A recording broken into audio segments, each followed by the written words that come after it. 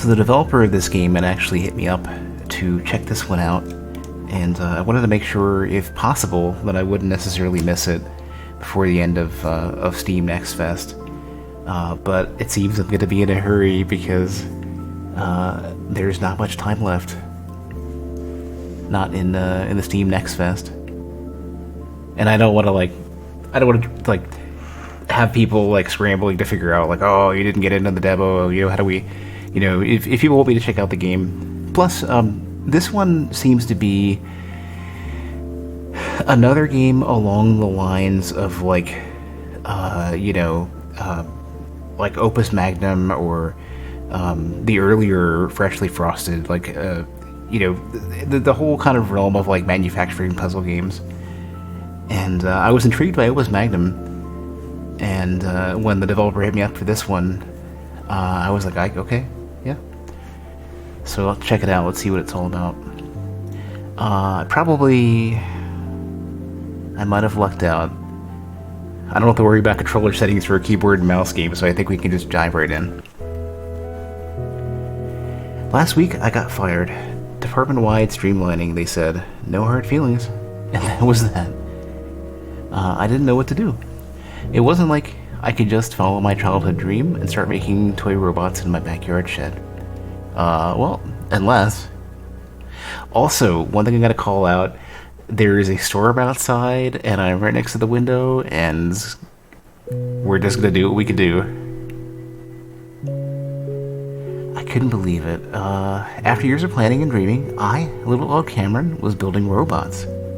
It was a small start, but someday, with persistence and dedication, this could be the third best robot shop in the metropolitan area. Realistic goals, for sure.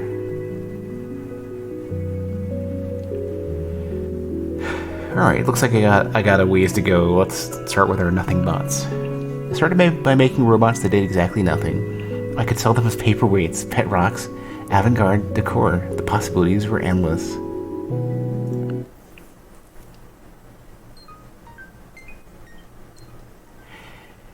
Yeah, Ryu, that's what I'm kind of hoping. There's a couple more demos I want to try if I can get time. I know a couple that were left up for longer in the last demo thing, the Steam Indie Fest, I guess. So hopefully a few more demos show up. Alright, produce everything. Move robots from the entrance to the exit.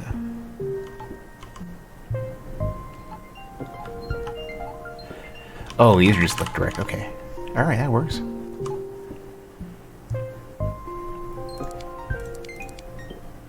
Let's see how this goes. Okay, yeah. Robots are usually scary and dangerous. Battle robots, giant industrial robots, job-stealing robots. By being totally harmless, these nothing bots were already way above average. A great start. You're not wrong.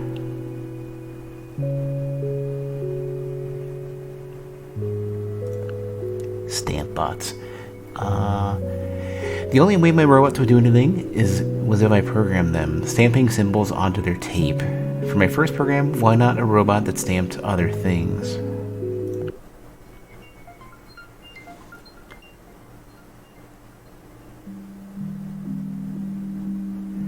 Stamper stamps onto the end of a robot's tape, then pushes the robot forward.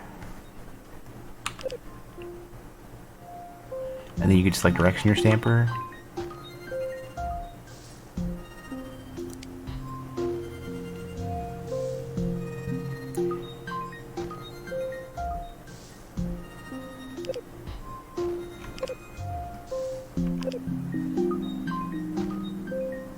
Oh, you know what? What was R then? I don't know.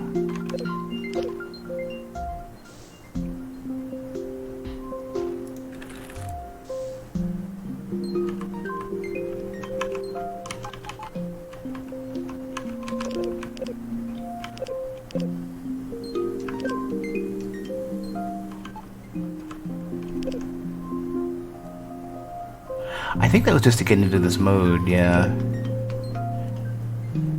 Oh, yeah, okay, yeah.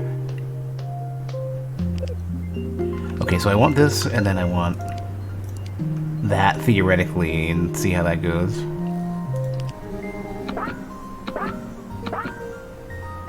Okay. To search this game on Google and got 0 results. This is Manufactoria, I believe 2022? Let me double check. My brain is totally not ready to process the thought of 2022 at this point. Yeah, okay. I'm still trying to get through 2021. The press of a button, my robots would pop out a stamp and go wild on a paper, wall, or whatever surface was in front of them. The kid who bought one told me it'd look great on social media. Not my area of expertise, but hey, my robot worked.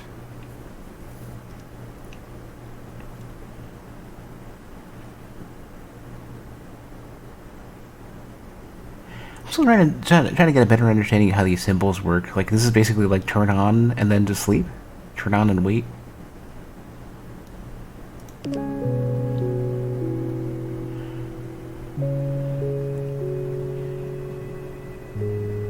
Flautistry, is this a fart bot? Could a robot truly create art or music? Philosophers had debated the question for years. After I found an old flute... Oh, flautist, okay. I'm thinking flatulence. After I found an old flute in my garage, I popped it into a retractable compartment, added an air compressor, and got ready to find out.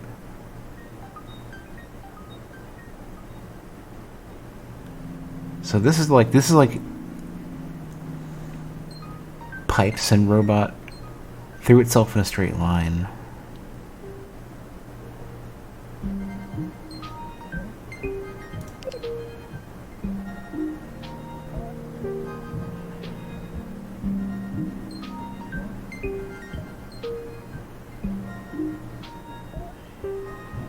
Yeah, this I don't quite understand.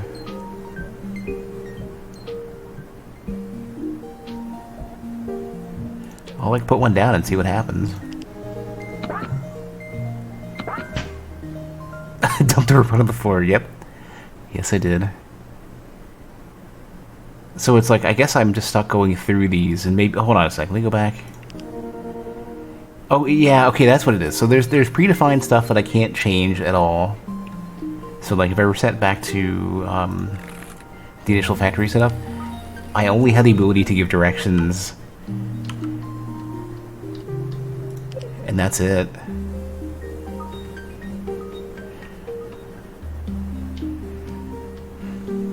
So I still have to put this in here.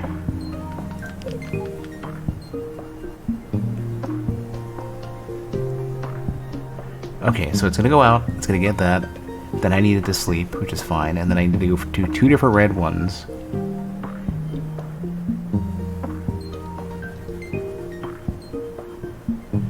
And then it's gonna loop around. Yeah, so okay, so you're basically forced to maintain that. Like you have to be basically running through the whole loop.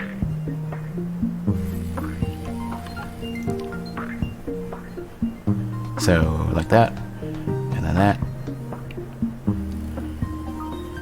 Let's see if this works.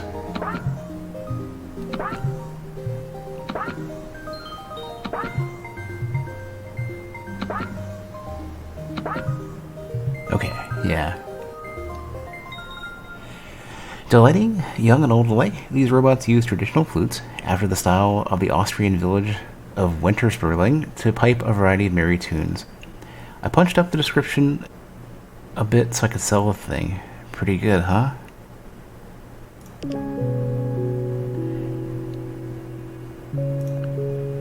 Looking for more complex challenges for my robots, I settled on solving mazes. It'd really test my programming skills. Plus, they'd look so funny rolling around and bouncing into the walls.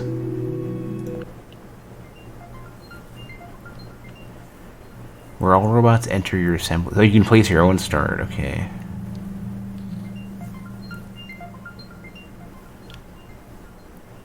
So off, on, or well, it's basically off.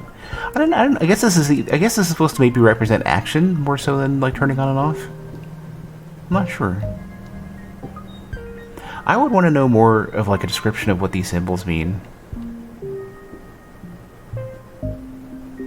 Because like, if it was like, some of them kind of like start and keep running and never really like. I'll have to go back and take a look at the earlier puzzles.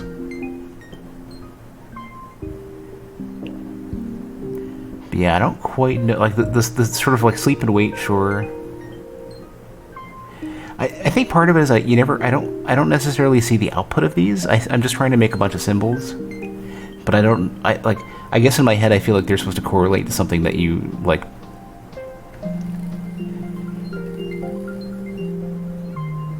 Like, it's a sequence of actions, but you never get a chance to see the actions execute. You know?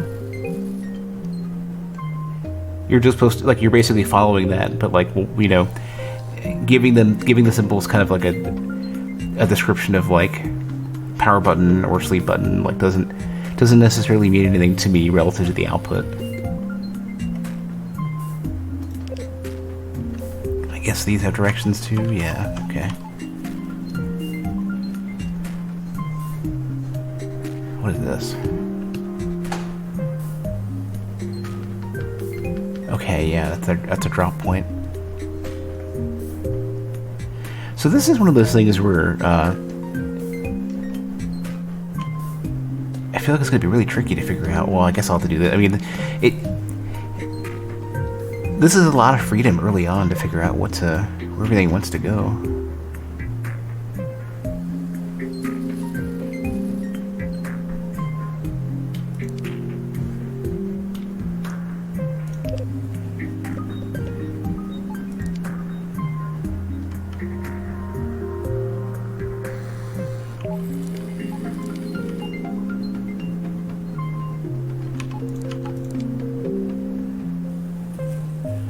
Oh, then the output's gonna have to go over here instead.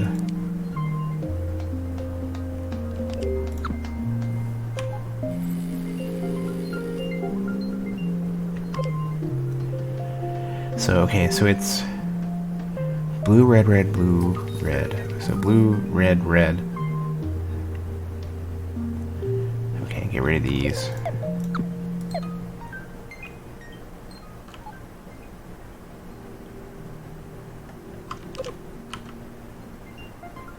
That's tricky. I might want to do this differently.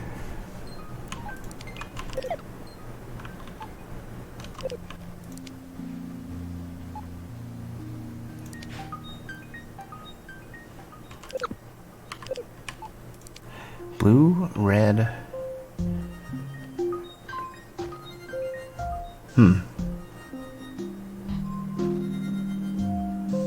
Yeah, okay.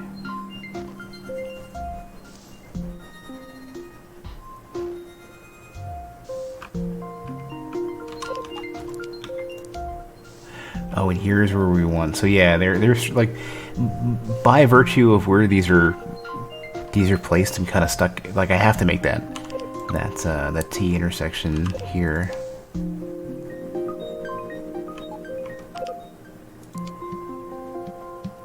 So blue, red, red, blue, red, and then and then I don't know.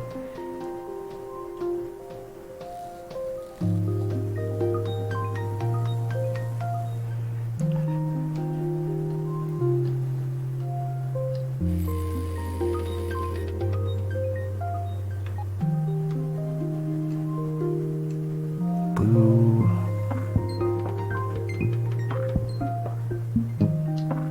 Yeah, it's a shame I can't turn these around. I'm just want to run this just to get this in my head. Red. And then, yeah. Then blue, and then, but the problem is, yeah, this isn't gonna work.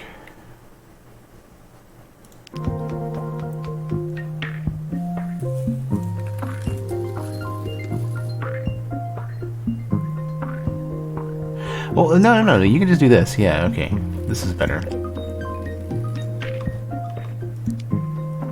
I'm overcomplicating this. Blue, red, red.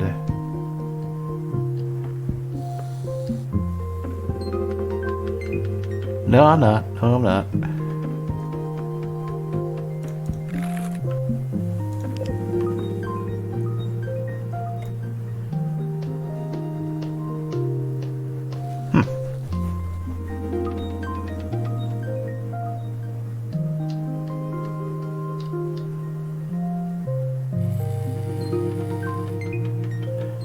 I wonder if this is one of those things where it would be better to just like ignore a piece and set up something to where like there's no like once you loop you're done. Like there's no way to get out of that.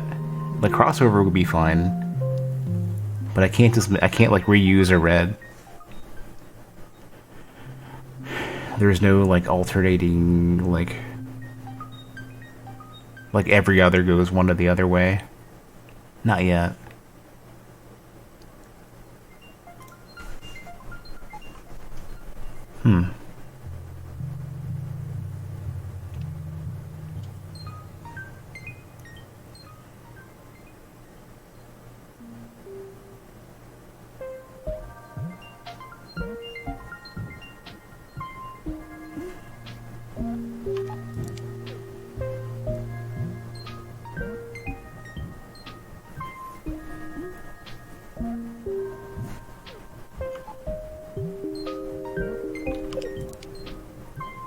Man, I so want to follow this path because it just seems so... It seems so much like the way I'd want this to work, but it doesn't seem to be the case.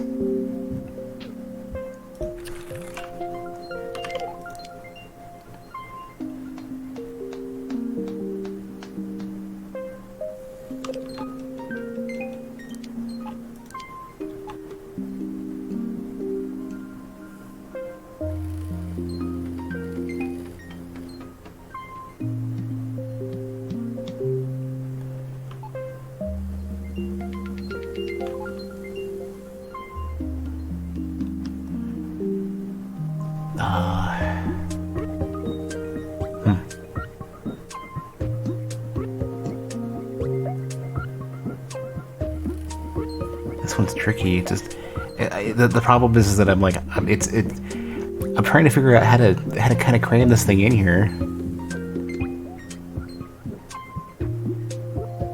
and whatever I'm doing, it seems like it's best to start blue. But like, what is that gonna? I could basically enter only here or here. It seems,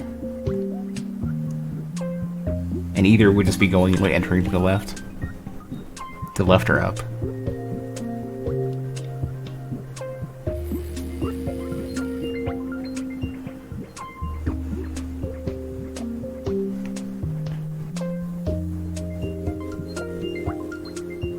Oh, you know what?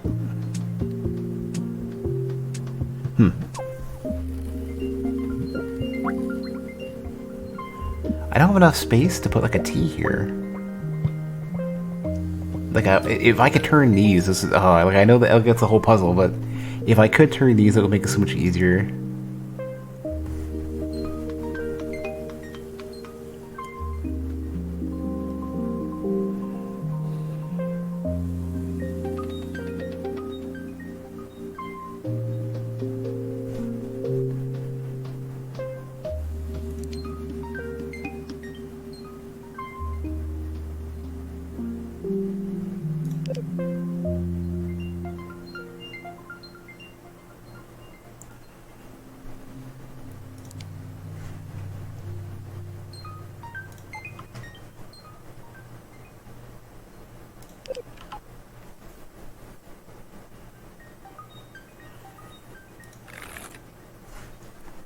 Man, this is kind of like surprising how quickly I got stumped on this one.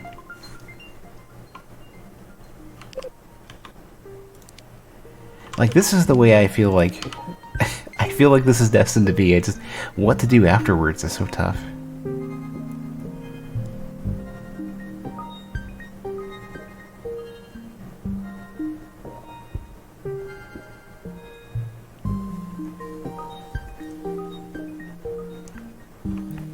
Because it's basically, you know, blue, red, red, then what?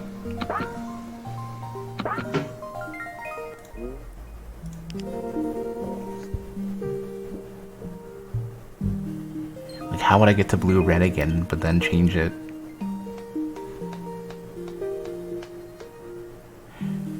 Oh, you know what? Part of it, I think, is that you like the entry direction doesn't really matter. So this kind of works, and this is fine. Yeah, that's where I'm getting stumped. I'm overcomplicating this because I keep thinking I need to enter the same direction, and it doesn't work like that.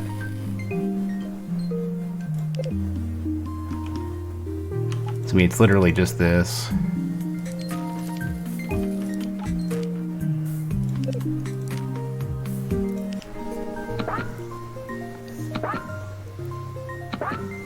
Yeah, this is me just not, like, thinking about this in terms of these are tiles, and however you get onto each tile is totally fine, so long as the tile dictates the right direction afterwards. It turned out to be surprisingly easy to make a maze-solving robot, but surprisingly hard to make an interesting set of mazes for it to solve.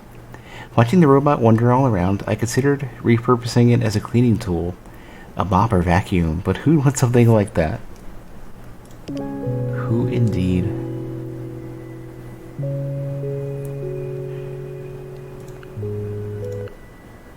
Okay, so that's something I have to commit to memory of, like, the direction that the tile is facing that you're looking at has nothing to do with anything. It's fine, it doesn't matter. You can enter it from anywhere, which means you probably could do something like this. And this, like, technically would, like, infinite loop. Yeah, okay, yeah, alright. Is there any way to just... Oh, no. Okay, good, okay, it'll tell you.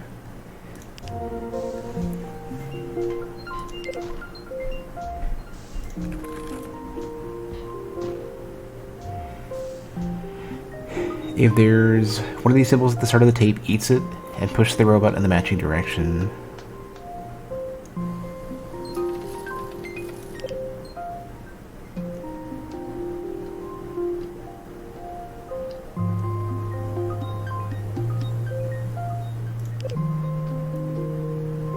Oh, the robots start pre-programmed. Okay. Oh, right. Remove all commands from incoming robots tape before producing. Okay.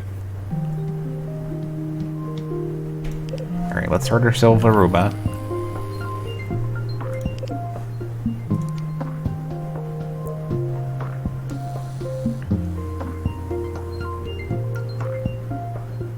Oh, well, we're literally the thing that I determines I need to keep in mind is potentially the way to handle this.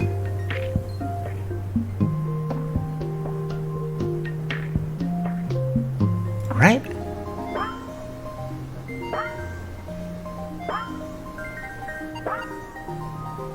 Yeah, okay. Alright. I've demonstrated, I've learned. I get it. Did I really have to tell customers this robot was refurbished? Maybe I could just call it extra loved.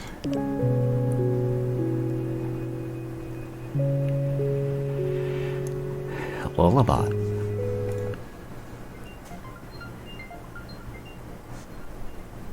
Replace all... Ooh, okay.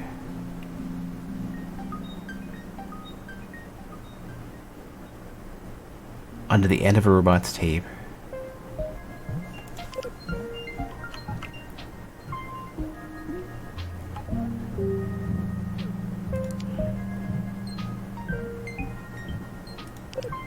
At the start of the tape, eats it.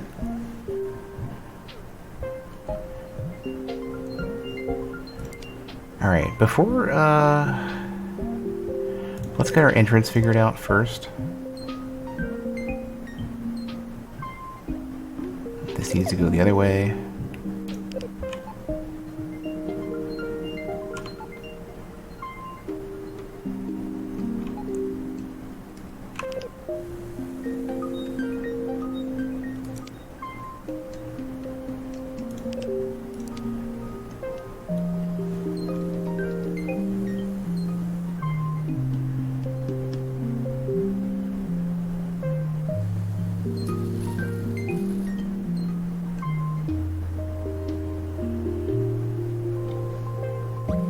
At the start of the tape. I think this will work.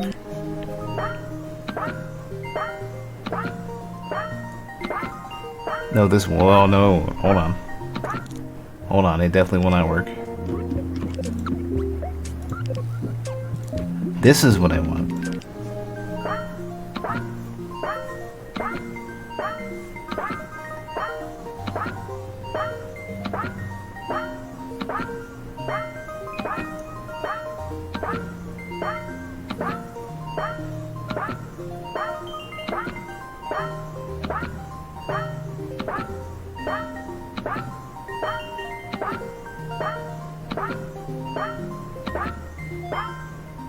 Whoops, whoops.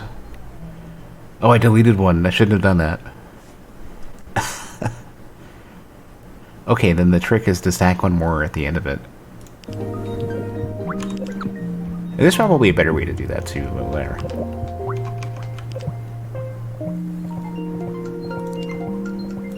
But this also works. This is fine.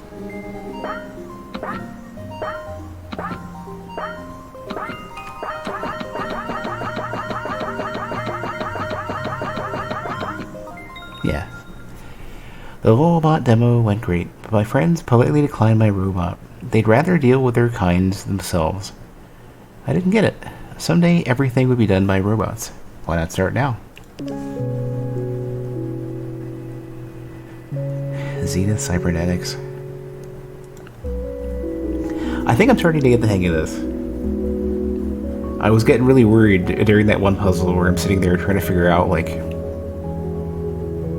that you can deliver something onto the direction, like a direction that doesn't match, and it'll follow it along. To my own surprise, I was selling enough robots that this could be more than a hobby. This could be a business. So I made a few calls, well, lots of calls, and found investors who liked my robots enough to give me a very large loan. I used half the money to buy an old factory. The rest I'd use to hire people and make robots. I need big profits before my investors came calling. But how hard could that be? With a freshly rented factory and a frankly alarming amount of money in the bank, there would be no more locally made, artisanally crafted toy robots. It was time to build on an industrial scale. Time to get serious. Bigger map, okay. But yeah, the thing that was totally throwing me off was just literally, I somehow I got it stuck in my head that you had to follow the direction on the way in, otherwise you'd bounce across a rail or something. Chomper, oh no.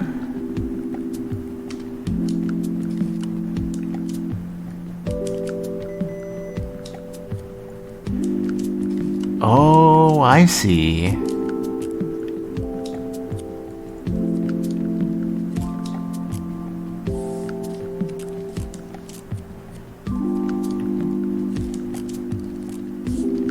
Goal, junk robots that enter your assembly line with empty tape. Toss them into a fire, produce the rest, and go to the exit, okay.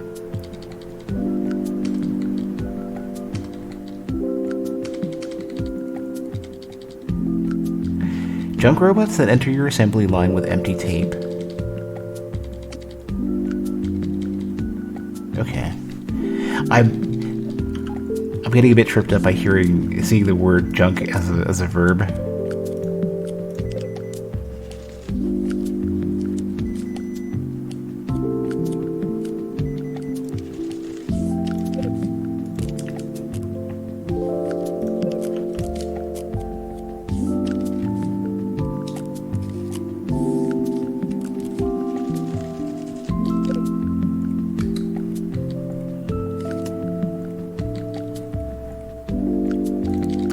Well, we can make it symmetrical, it's fine.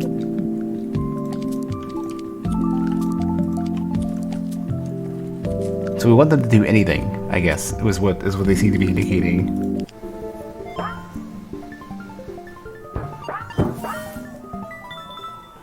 Oh, it fast-forwarded for me, okay.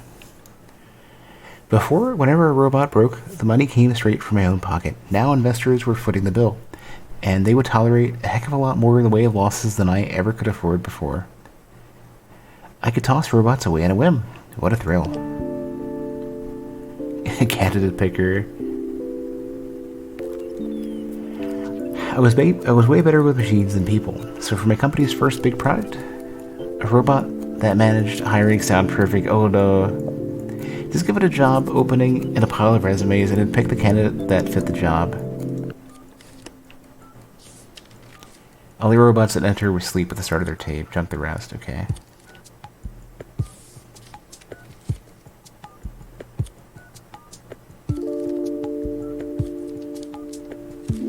Okay.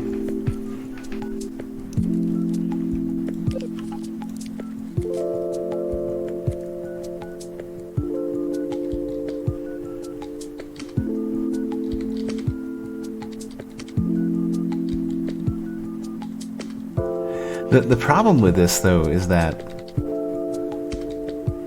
it's gonna eat whatever it is if it detects it.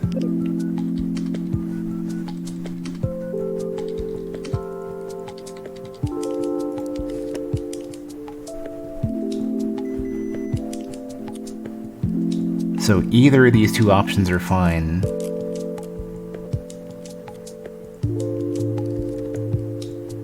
But I think I need to loop through it. I'm gonna have to loop to make sure I hit the point where they don't.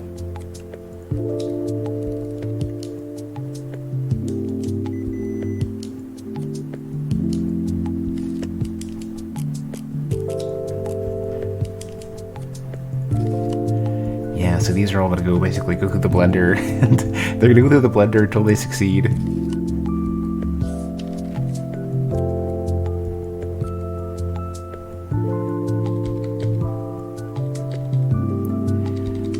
Or, I don't know, that's an interesting problem.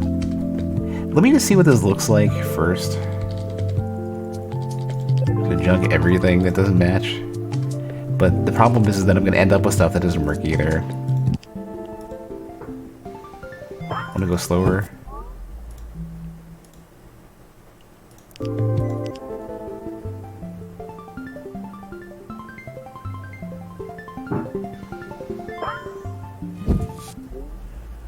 Yeah, I can't look at that quick enough.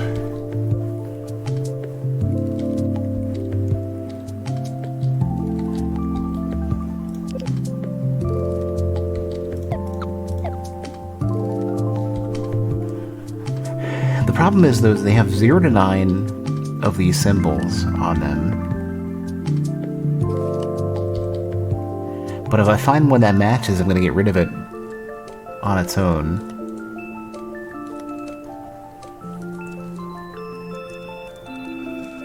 So it's basically like, it basically needs to be something like, if it doesn't match, yeah, I just need to stack these to make it work.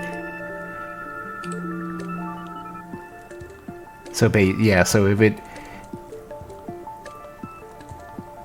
has nothing or red, or if it has red or nothing.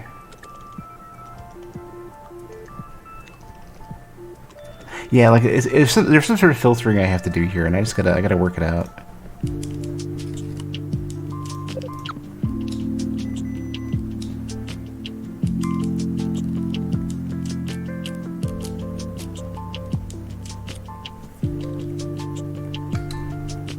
Oh, it's literally that. Yeah, I'm removing each of them.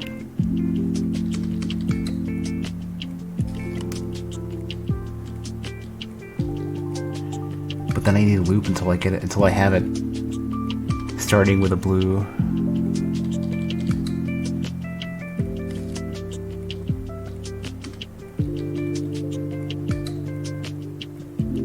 But I need to not remove the blue.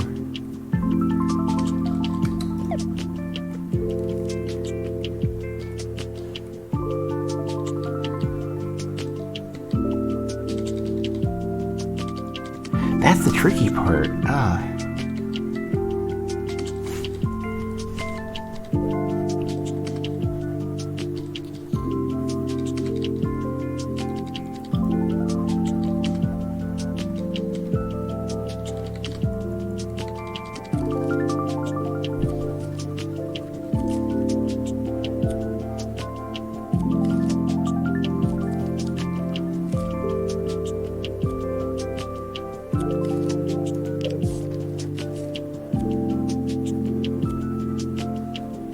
Well, they did specifically mention they could throw away as much as they want. Oops, I need to go back. So yeah, I guess I could throw away. I can loop through, but I'll still get. There's no way to like. It's a tough one. I need it to never hit on a blue one. It never needs to go up, because if it does, I'm going to lose the blue. I can't put the blue back on.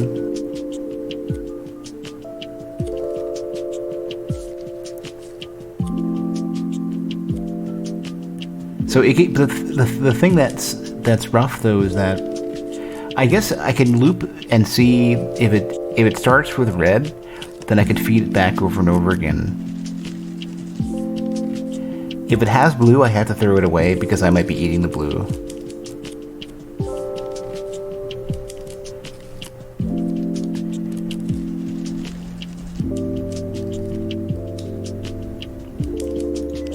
So if it has a blue at this point, yeah, that's the part that sucks. That's the tricky part. The moment I test positive for blue, I destroy the blue. So it's like...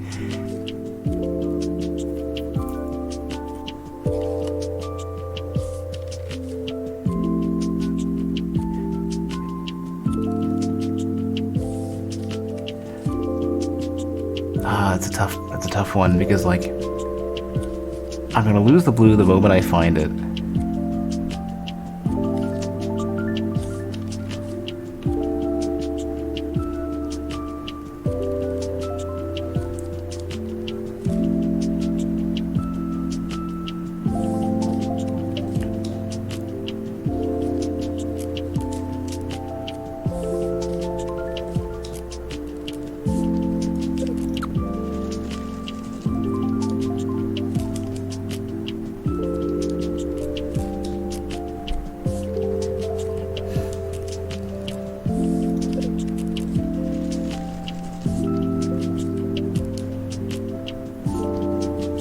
I guess I can feed it back into itself until it gets a blue. But then it could exit with a red and then I lose again. Like this is what would end up happening. It will produce a bad robot at some point.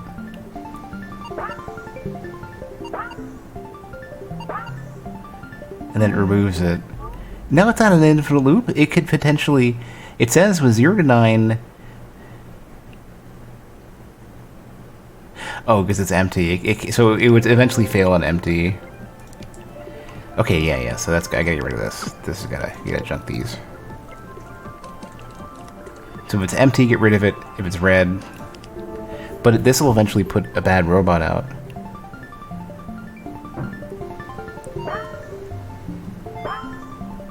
Yeah. So.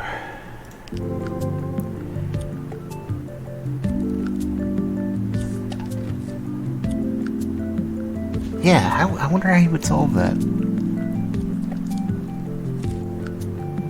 You strip off all the red. If it has no red and it's not empty,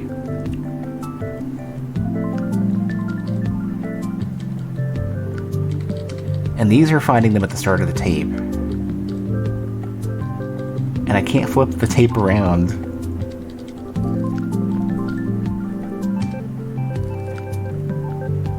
See, that's the tricky part.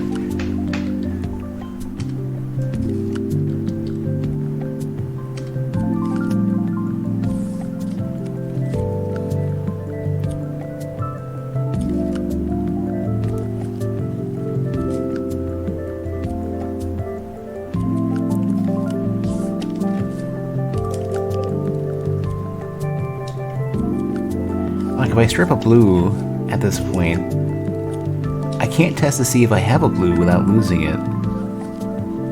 And I can't not test to see if I have a blue.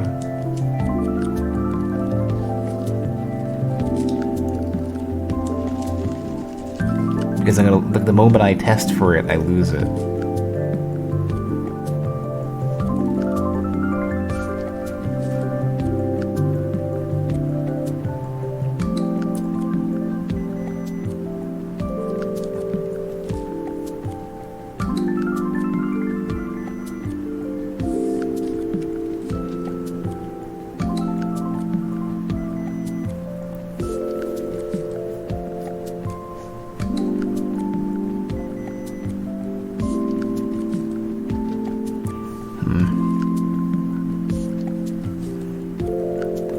feel like this is going to be very, very, very heavily reliant on throwing away junk. Like a very, very high failure rate.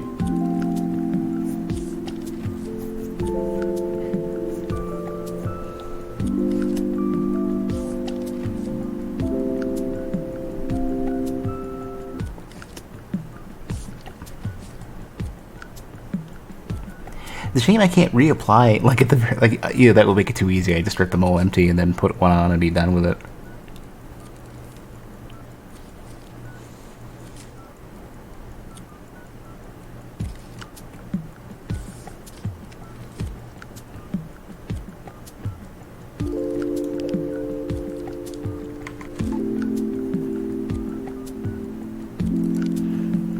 Yeah, this is the problem here. It's like I can't definitively test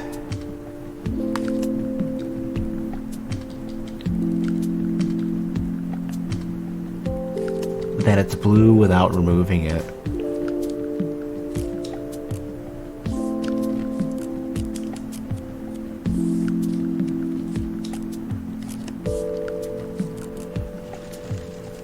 And the problem also is that eating one of these, well, they say 0 to 9. I guess what I could do is basically have it go through that many steps and just say fuck it. Like,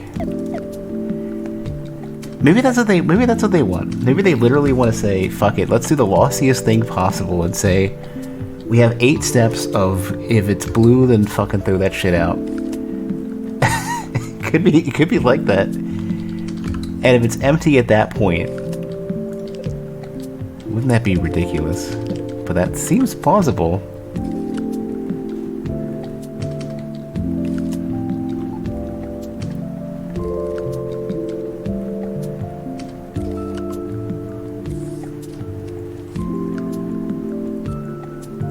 Need to figure out where the start position is going to be for this. Probably centered. And to say, like,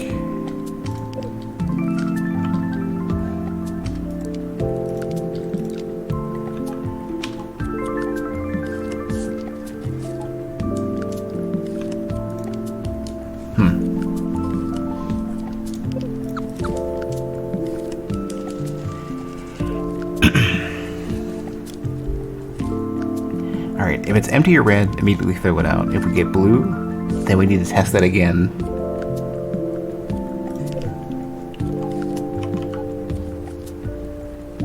And then the tricky part ends up being like, if it's, so this would be like one blue, 2 blue,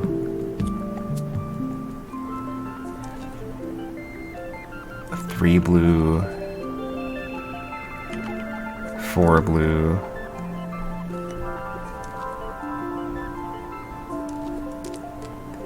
So let me see.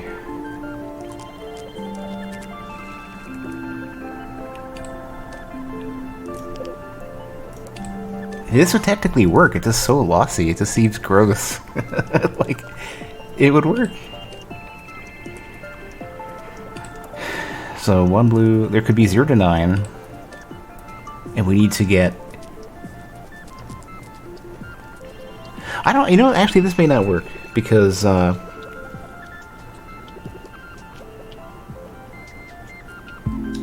this is probably not going to work.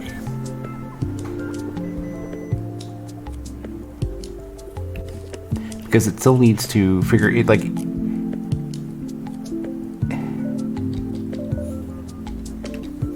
the last one is still going to end up being just a blue, red, or an empty. Well, it'll be blue or red at this point. And I still can't test that.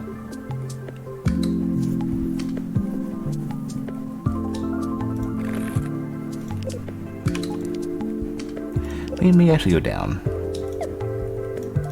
Maybe that'll be easier to read.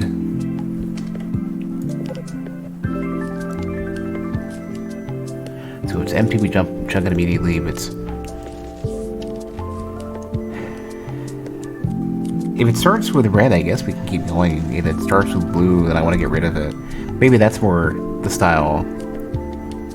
If it has blue at this point, then I want to get rid of it. I want to get all the reds.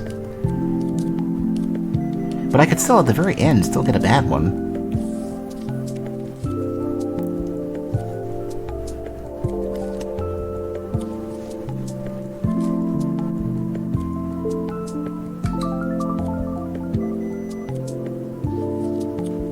Yeah, how do I make it not do anything if it finds a blue?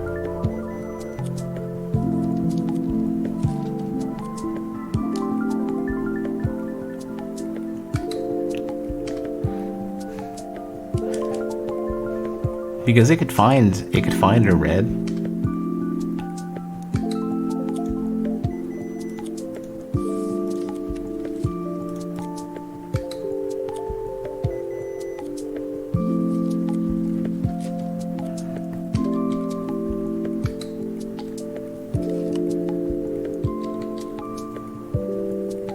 Well, I mean, it almost kind of feels like they're basically saying enough to say, like,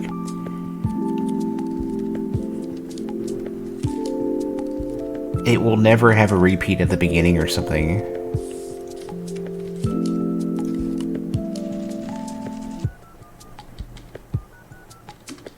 I mean, if that were a rule that could be followed, then that would work just fine. Because you'd basically just strip off the one red and then be alright. And just say, okay, we're good. Otherwise, we just dump them all. But it would probably fail.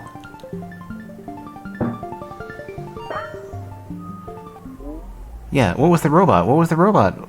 Like, show me what the robot was.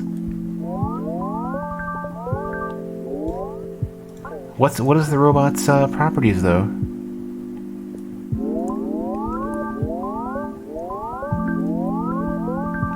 Oh, it's one red, and then it has nothing.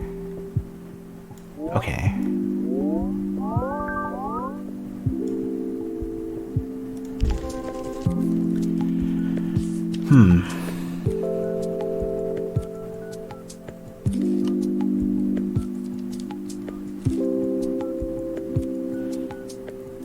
I want to know more about what different types of, like, is it literally 100% random? Because if it is, then it becomes a lot more difficult. If it's not, then it becomes easier. Because you'd say something like, alright, well,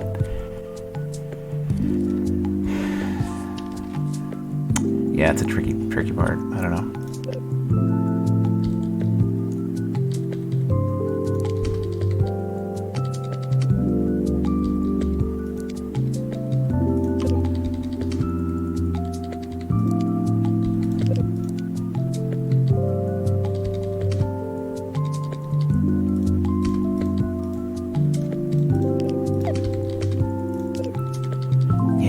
I don't quite know how I want to handle this.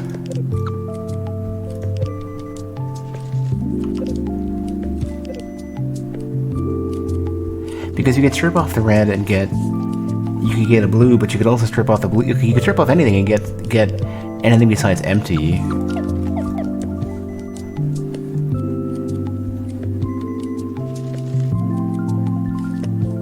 But the testing for that is super tricky, because, like, you're going to strip it until it's empty.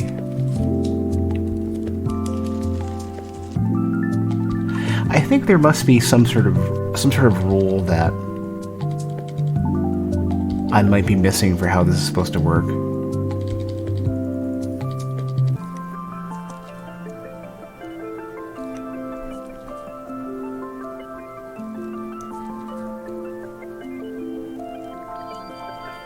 If it's empty, I don't want it.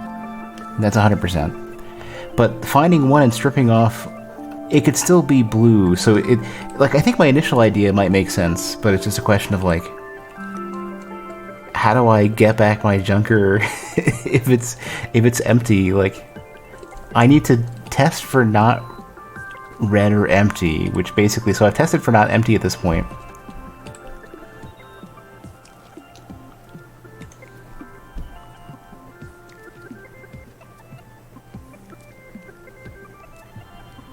But the moment I find blue with a setup like this, it's always going to kill it.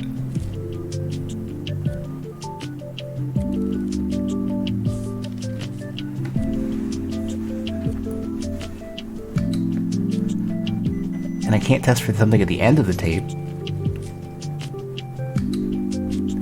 I mean, like, I can get to the end of the tape.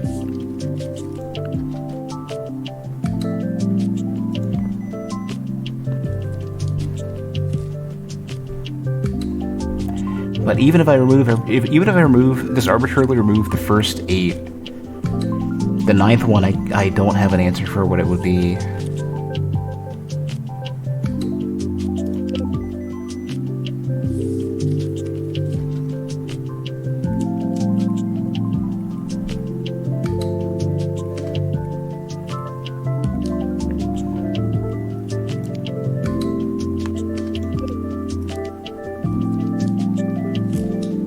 It's like if I find red over and over again, get rid of it.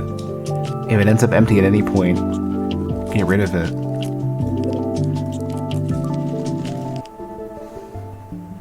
But this is still gonna not work. Yeah, it's gonna be empty and it's gonna take it. So it's like, like what? So Ryu, are you still here? Do you have an idea of what could be happening here? I think there might be a rule that I'm missing, but I'm not sure what it is.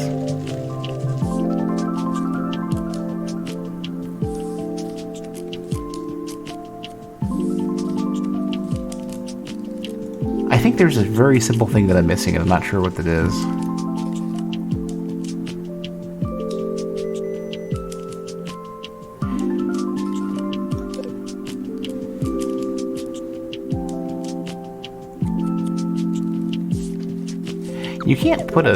You can't put something back onto the line, can you? Like, can you just say, like... What is that all about? Is it gonna get longer? No?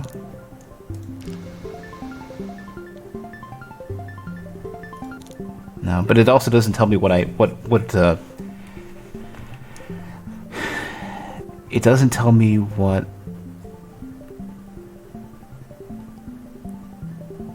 my robot is anymore.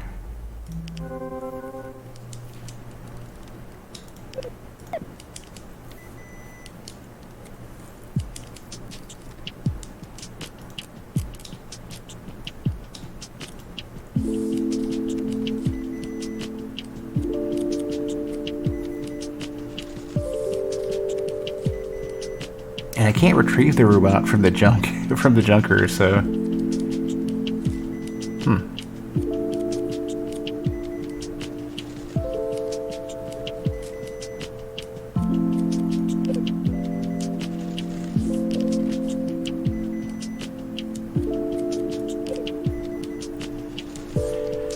Let me just put up like a bunch of these and just like let it run real quick. Can I run it like regular speed? So what's on my robot?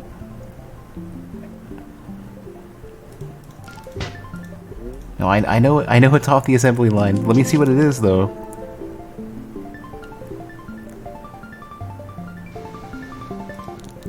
Yeah, it was moving too quick. I want to run it without this.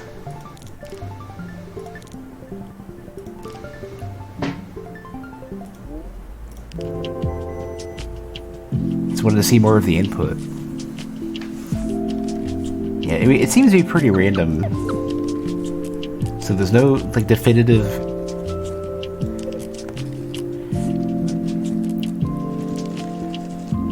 Yeah, you're right. It does seem to be doing that for sure.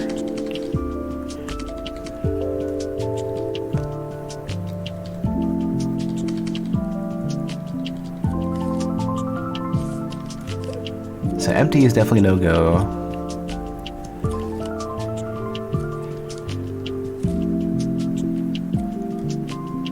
But how do I find something that doesn't... How do I test for not that?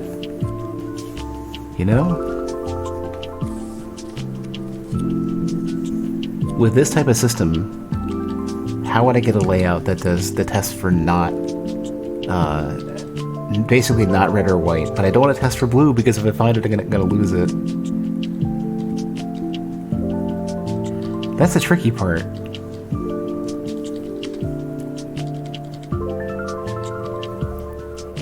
Because it's sort of like I want this, except for I'm gonna get... This is always gonna come out empty. Can I throw it? But yeah, but then I would produce... I would literally produce nothing at this point. I'd literally just say, I'm producing no object. There are no good candidates. Maybe that's the story. Maybe I'm literally not meant to produce anything. How did I reject perfectly good? Hold on a sec. How did I do that? Hold on, let me back.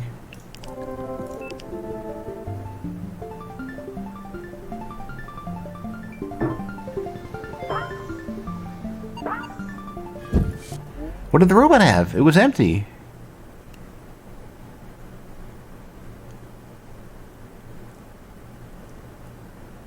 What I have rejected? It would have been empty.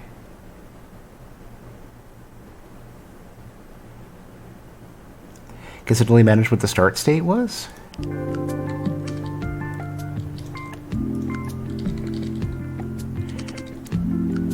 Produce only robots that enter with that at the start of their tape. Junk the rest.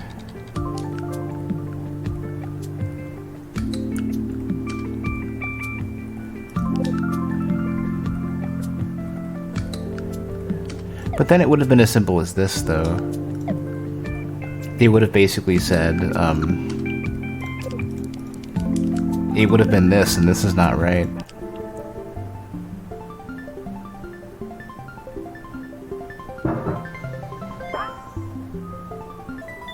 What? Hold on a sec. Hold on a sec.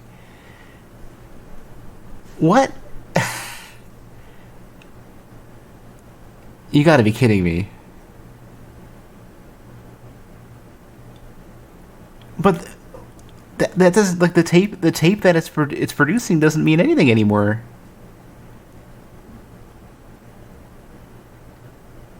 But do you understand, like, the description doesn't make any sense?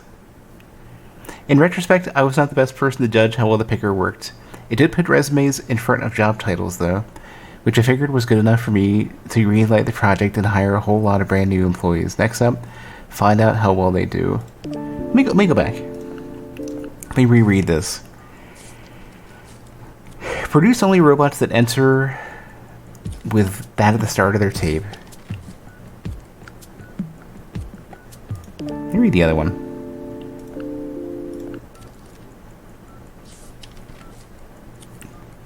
The goal is I want to strip these. Let me go back to this real quick.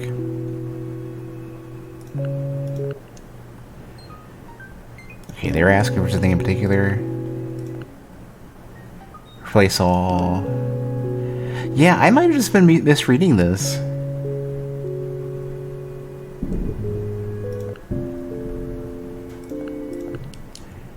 That enter with that at the start of their tape. Yeah, so in my head, when they say produce, I think I need them to go in here. I need to go into the exit. I need them to like, because I feel like I'm basically filtering everybody out, and the only people I let in have blue at the start of their tape. And realistically, it says, like, produce, like, is almost like a misnomer at that point. Because what it's basically saying, instead of produce, what you really want is accept only robots that entered the line. Because it sounds like I'm trying to make something that has that. Do you see what I'm saying? Like, when they use the word produce, it sounds like strange and confusing. Because I'm thinking I need to make robots that have, regardless of what else they have, they only start with blue. So it would be like, the wording for me would sound more like filter out robots. If I could have solved what I wanted, I would have solved the quantum measurement problem. The tools that they offered would have made what I thought that they wanted impossible. Yeah, you're right. Yeah, yeah. That's true, yeah. You change the outcome by measuring it.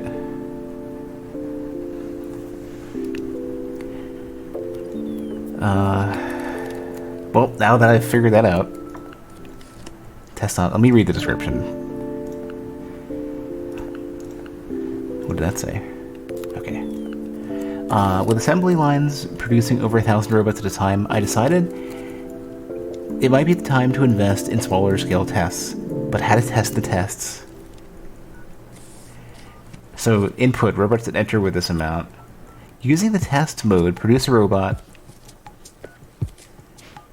with that on its tape. Run a custom robot through your assembly line.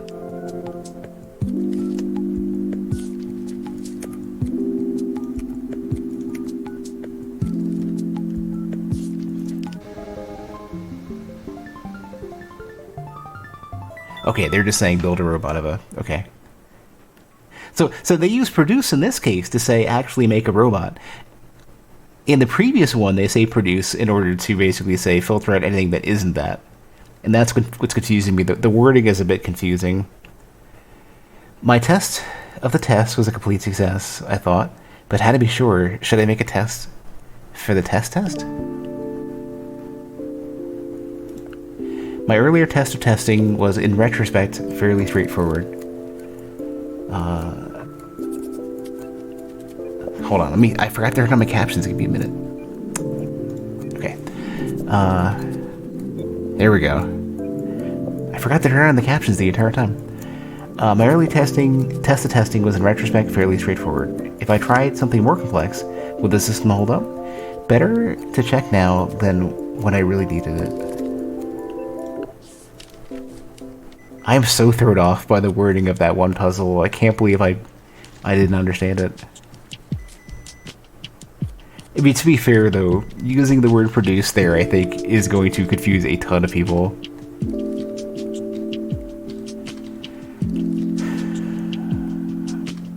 Produce a robot which has...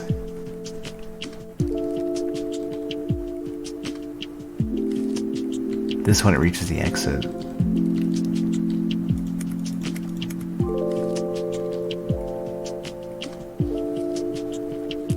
Input is robots that have this.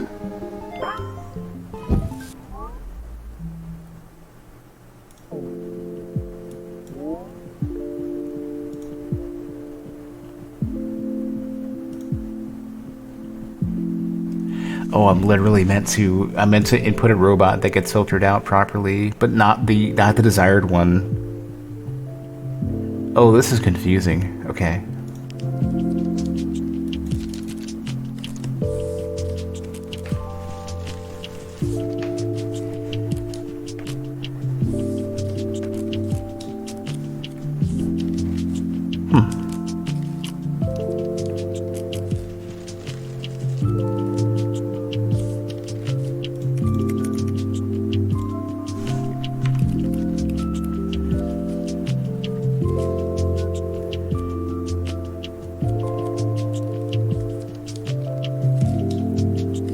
Well, the strange thing though is that if it happens to be empty, it's still going to go through.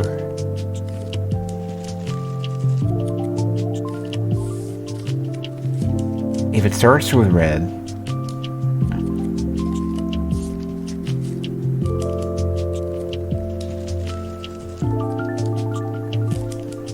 it basically needs to start with blue. I mean, it kind of sounds like that. So it goes in, starts with blue, removes the blue, adds a red to the beginning, I guess? No. I have to remember what these do. I think these add it to the end.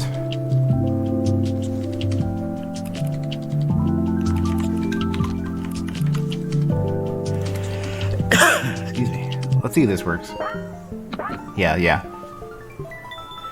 Eventually, I suppose I'd have to stop testing robots and start building them. If only the robots would give me a hand.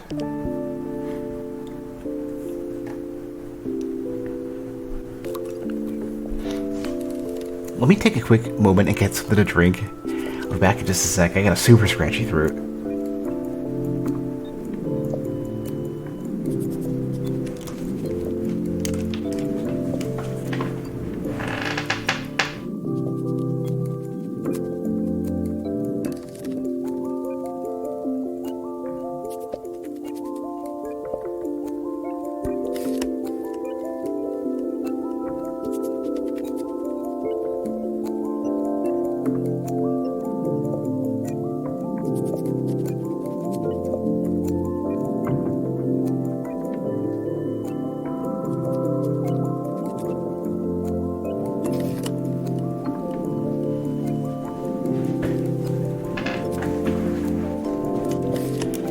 Alright.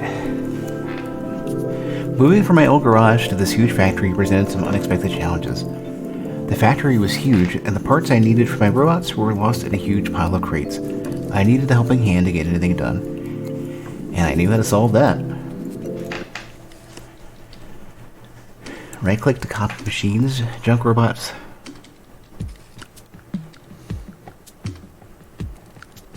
Let's start with...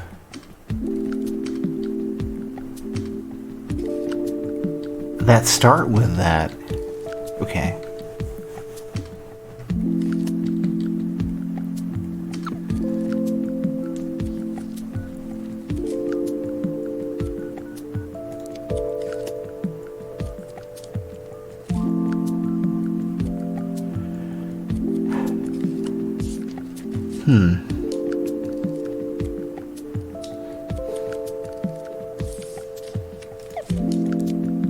What do you mean copy? This is right click to move this.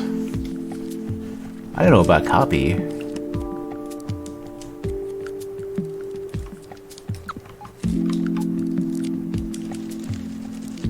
Yeah, I don't know if I'm copying at all. I think I'm moving.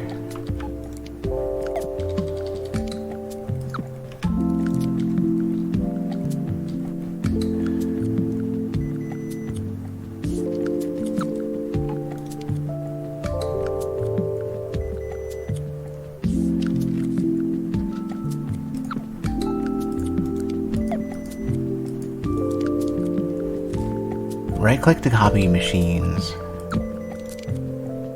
Oh, now I'm copying this.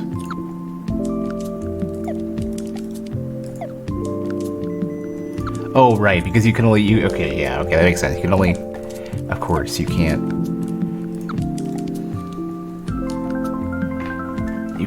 copy, you can add more than one copy of your input. Yeah.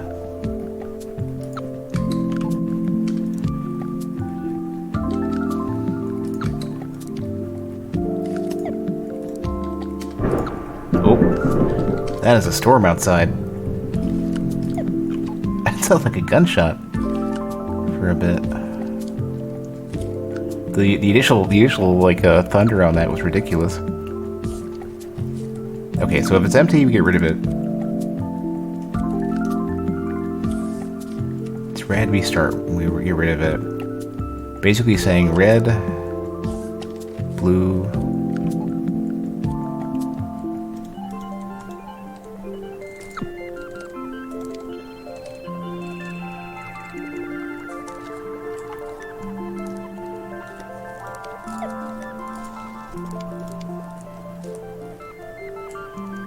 So if it starts red, we get rid of it.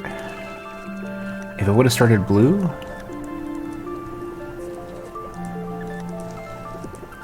So if it started red and then had a blue...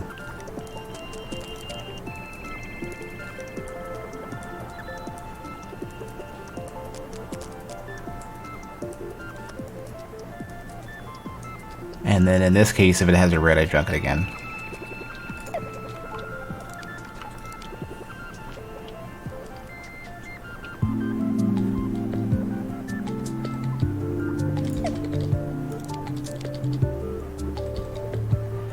I think this is correct.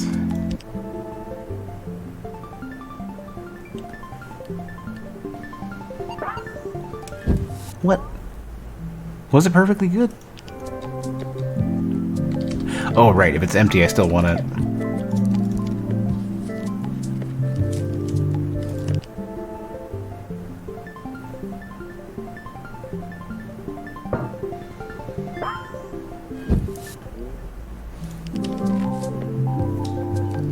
So wait.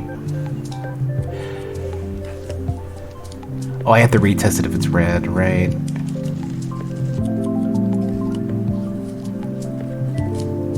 Ah.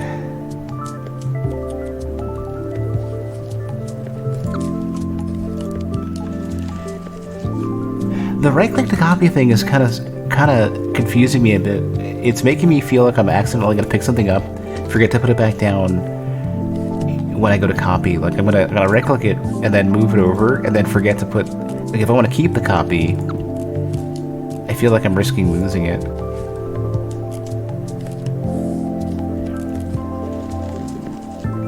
So it has red. Oh, I want to keep both of these then. Okay.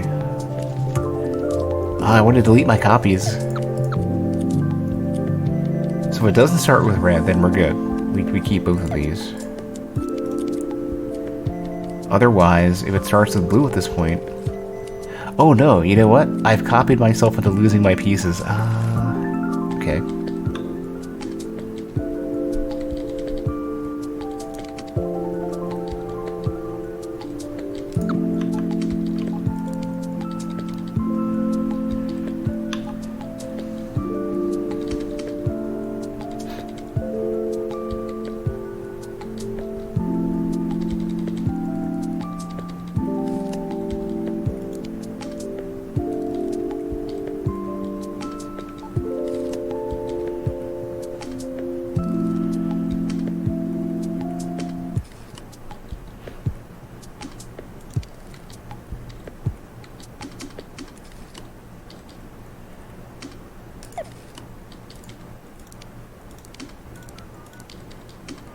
This seems right.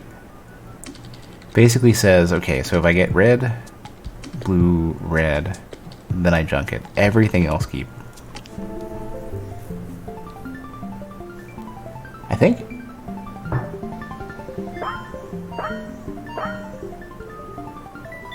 Okay, yeah. My bot could pick up crates for me, but how to get it to them? I considered building another larger robot to pick up the first, but attaching wheels so the robot could push itself was much faster.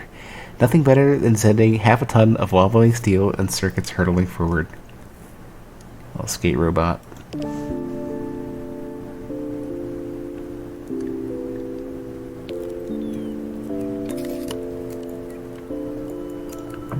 Alright, let me double check to make sure. Yeah, okay.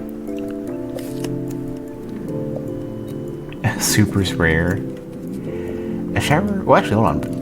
Having put an enormous amount of money into building a robot factory, buying a robot factory, I wasn't entirely sure whether I could really sell them. Marcus showed no such doubts. Coming in on his first day as our first salesman, he shook my hand and set straight to work, selling our first commercial line of robots, home automation. A shower head that follows its owner around the tub and runs a head-to-toe spray down seemed like it sold itself. But, well, Marcus wasn't sold. He thought we needed to kick it up a bit. We agreed he could work on that while I worked on actually building the thing. Junk robots that enter with any red on their tape.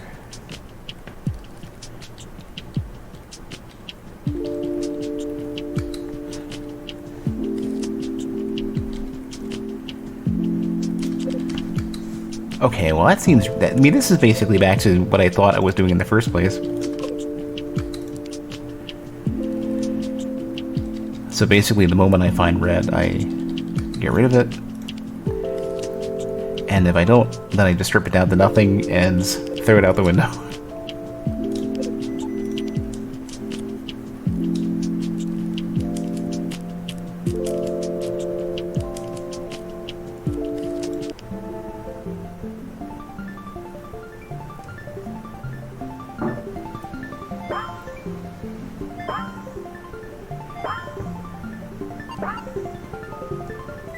Yeah. Marcus sold the sprayer as giving a precise, waste-free shower. While it did work, it wasn't quite precise yet. I was worried about upset customers, but Marcus said we were selling the future. So early in our business, we couldn't be limited by the facts of the present. Alright, well, that seems fine.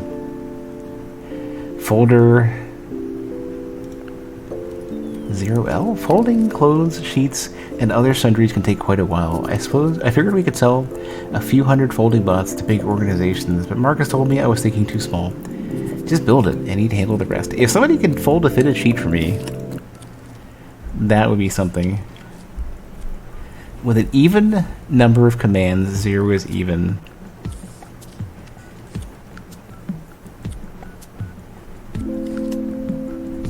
Yeah, I think the term produce is throwing me off, and I think this must be terminology that the way that the terminology is arranged in this game probably matches people who have worked in manufacturing, and that's probably more of how the terminology works. And for me, I'm sitting there going like, what?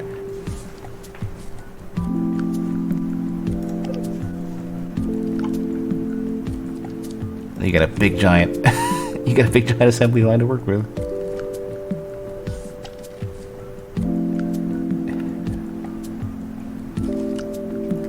Even number of commands. Okay, well if it had a command... So this is good if it's empty. Shift. Oh, I'm not gonna copy stuff right away. I'm not ready for that. It's too advanced for me. But if it's empty in either of these cases...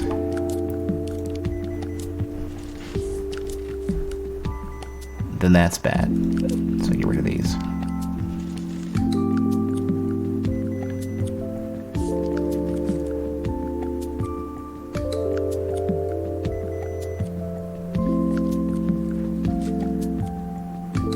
You know what? I might need to do that. Just as I say, I don't want to do it.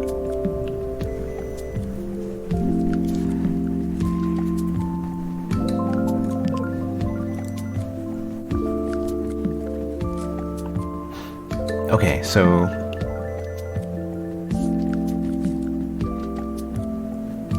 I'm trying to wrap my head around this. I might have this figured out already.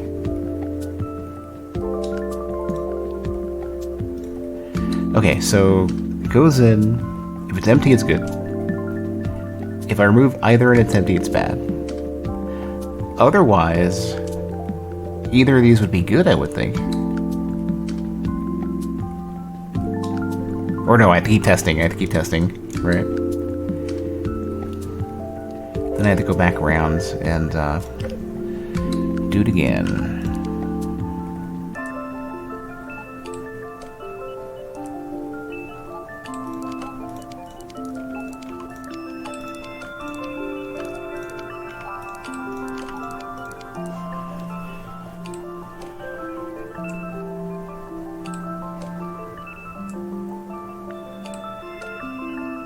This seems right. Okay, so let's say, for example, it is empty.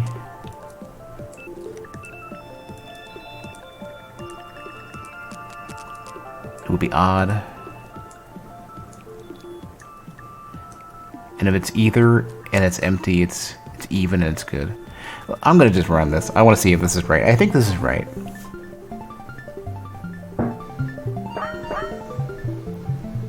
Oh, that's not right. Right, that would be important.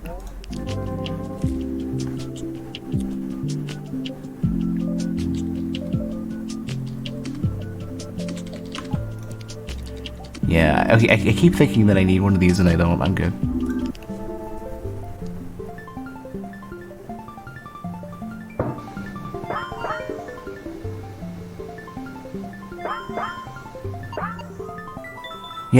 Yeah, okay.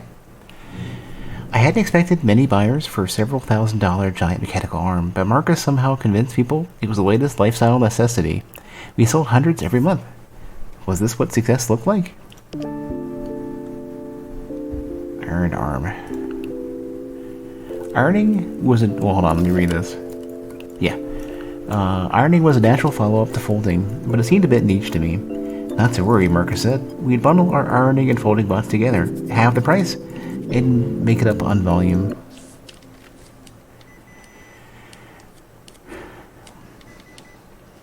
Oh no. An odd number of both of these symbols. Hey, Sid. This is worrisome. This seems difficult.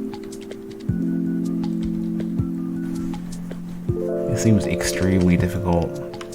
Meanwhile, you've got like enormous amounts of space to work with, so this is like... I can tell this is going to be extremely complex.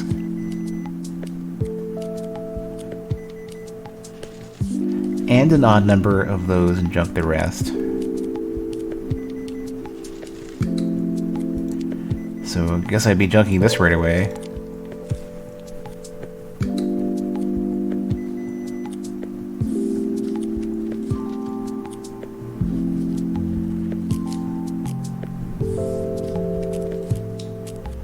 And at this point, this is basically getting into the like...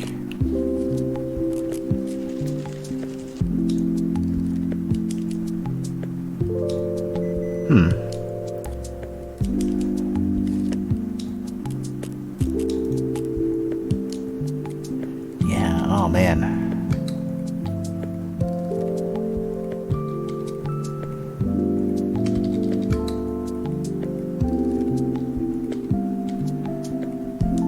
How would I test for an even number of either of these?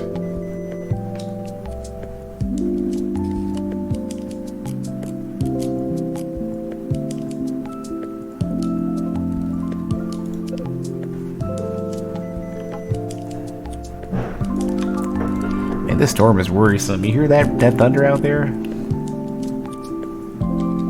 Gonna go as far as I can tonight. I'm probably gonna go pretty late, but if the storm picks up, then I'm gonna have to concede.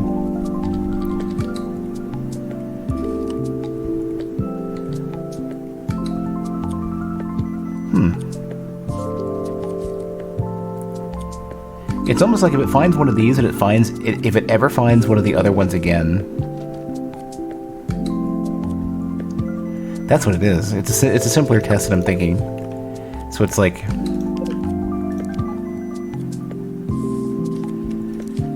if I find either of them, and I ever find another one again... Well, Sin, it's more like the power might go out more so than the storm.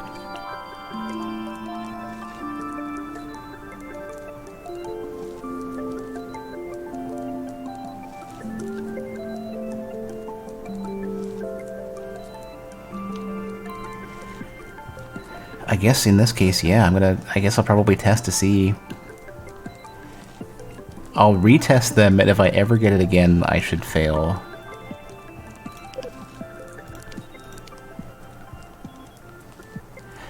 Yeah, that's kind of what I'm looking for, like...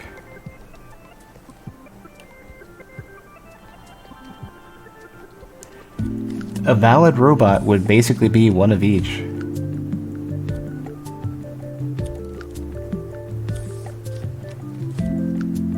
So if I have a blue and get another blue, ever, and I need them to cross over to the other side, and I only want one of either. So these are failure conditions as well.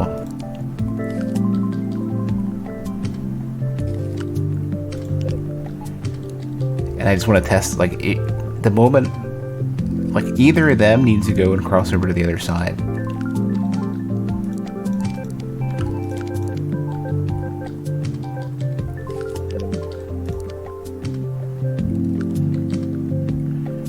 How do I get over there, though? That's kind of the problem.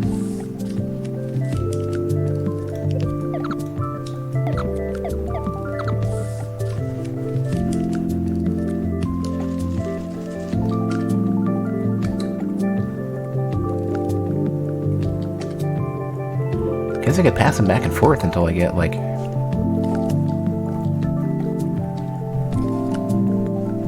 Should I have that parse what you're looking at?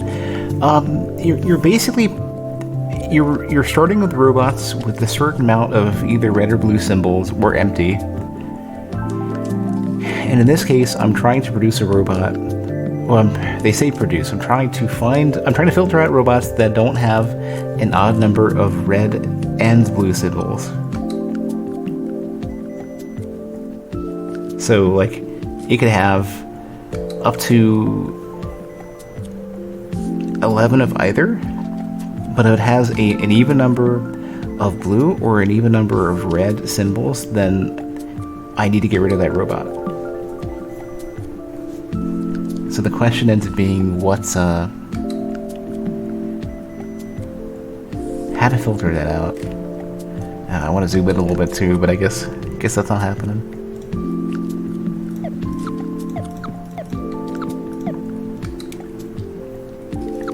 I almost kind of feel like this needs to start like toward the center instead and then branch out.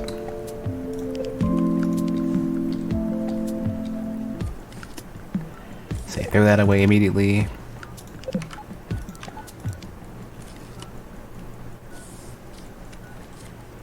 And if for whatever reason I find... Yeah, that's kind of what it is. I need to basically say...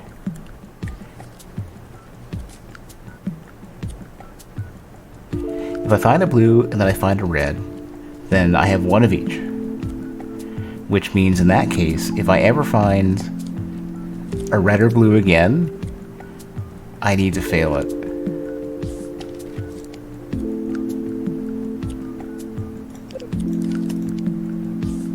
But you can get docked for throwing away a perfectly good robot too. Which is, yeah, that's kind of the problem. I need to keep the good ones.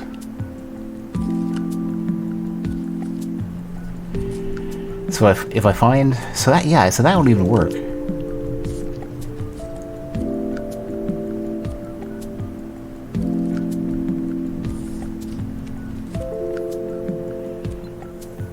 But I need something like this. I need something that basically says,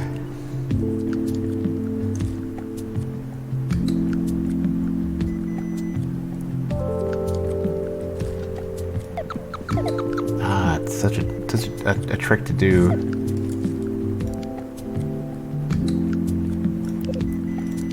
So this would be like one blue. It needs to be in the center.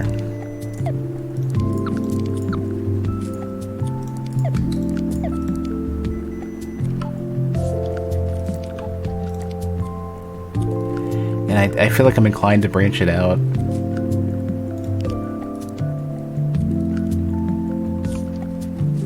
So this is one red.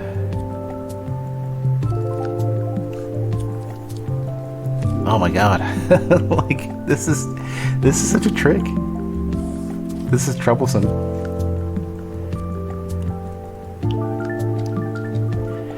Well, what I could say is basically, like...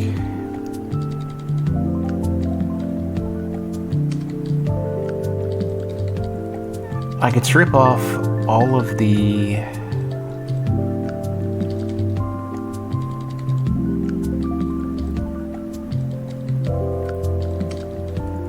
I could strip off all of one color, and then I could strip off all of the other.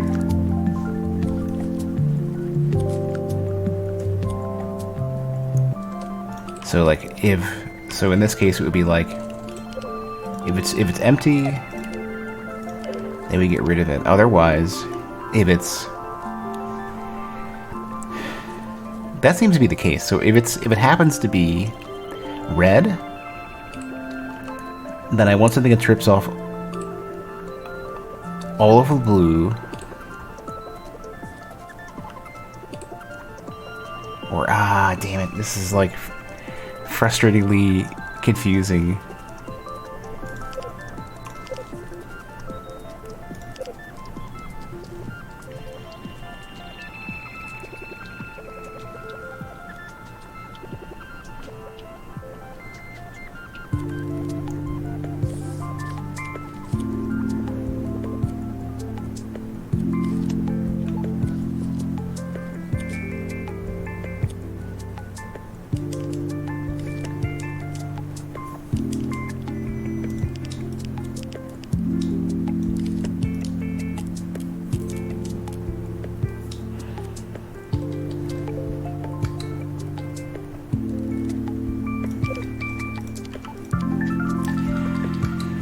Oh man.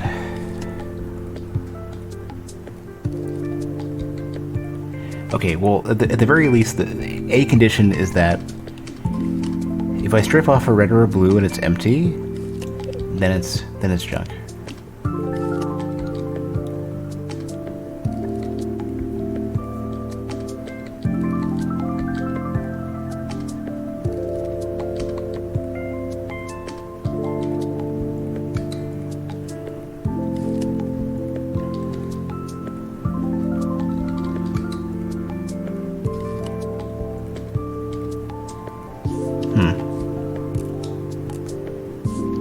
Hey, Tone.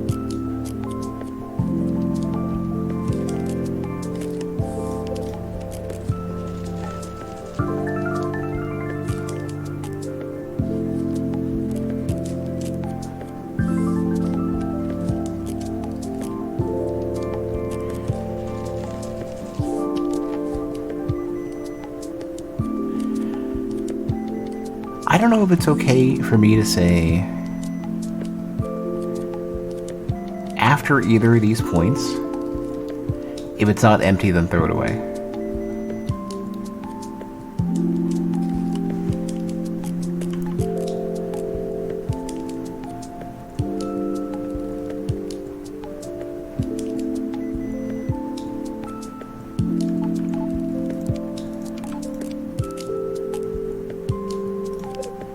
I don't think it's going to allow this.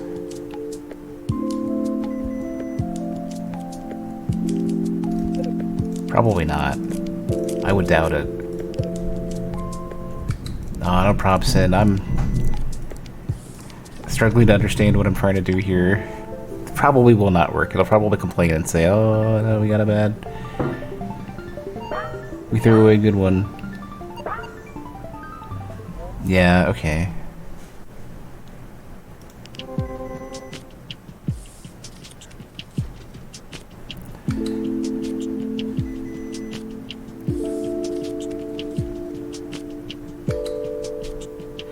This is so... Like, I feel like there's some sort of branching like this that will make it work, but how do I get 10 steps? Or 10 or 11, potentially.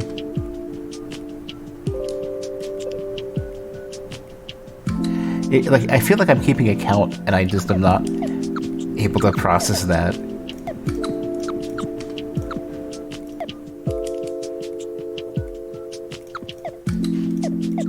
Like, the only definitive thing is, like, is literally, like...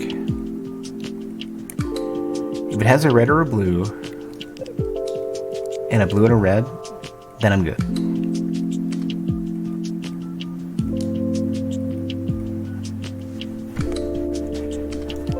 And then otherwise, I have to keep going out.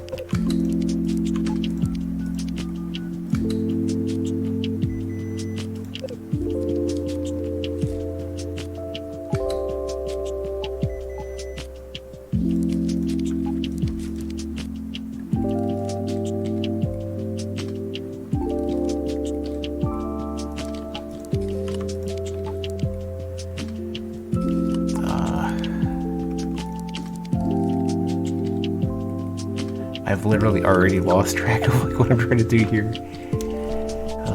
So if it's empty, it's bad.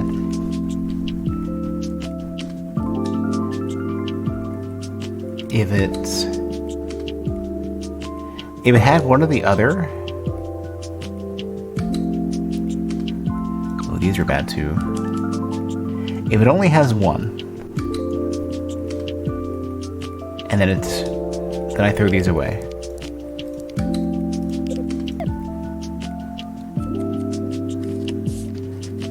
Otherwise, it's got one each.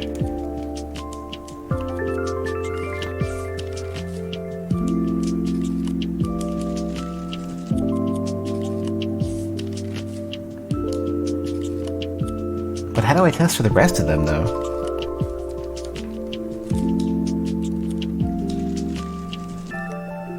Hey, Tony.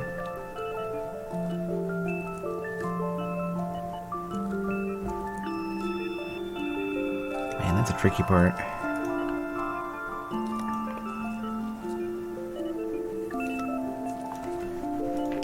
Like, I really feel like they're asking me to make an extremely overcomplicated scanner.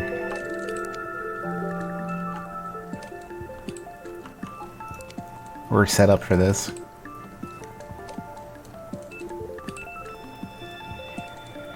Like, looping back in on itself doesn't make any sense, does it? I could be testing for odd over and over again, but the problem is that if there's ever a duplicate, then that's bad. Because it'll say, oh, I threw away a perfectly good robot. So if it's like, this happens to be good.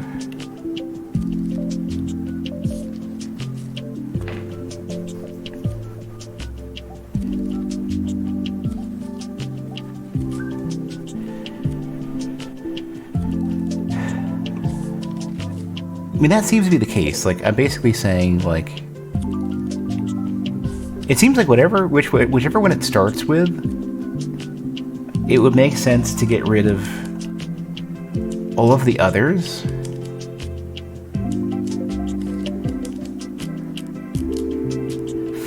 this is frustrating. I want to say something like filter out all of the opposite color, or the first one you start with or something, and then just say...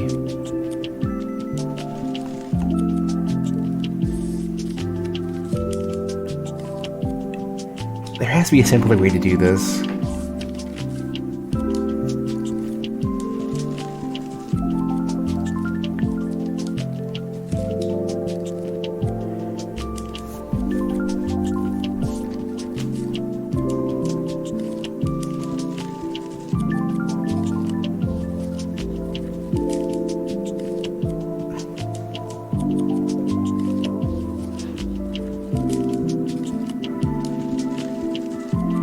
I feel like I'm trying to basically get to, like... Testing for repeats is fine, so that's the tricky part.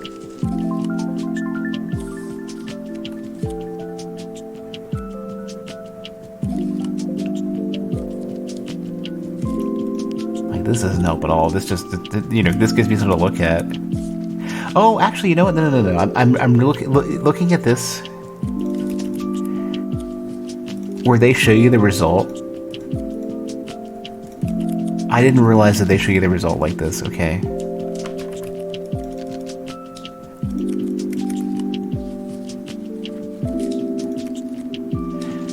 Oh no, never mind. It's showing you what you're trying to get, not what your thing would do. Unless I run the test.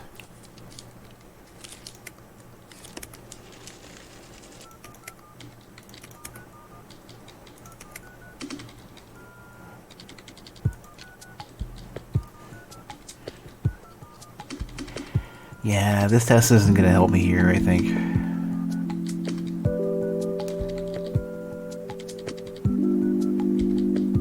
I know what I want to do with it, I don't know how to make the assembly line do it.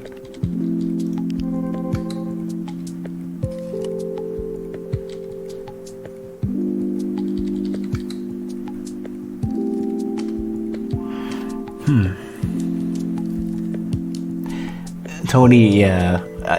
Some of the puzzles were easy. One of them was worded in a way that was a bit confusing. This one, I don't know.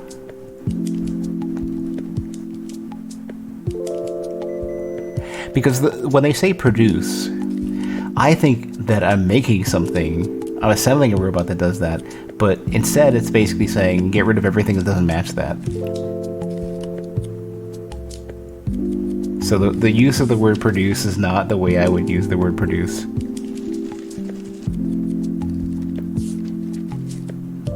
They're basically saying filter out anything that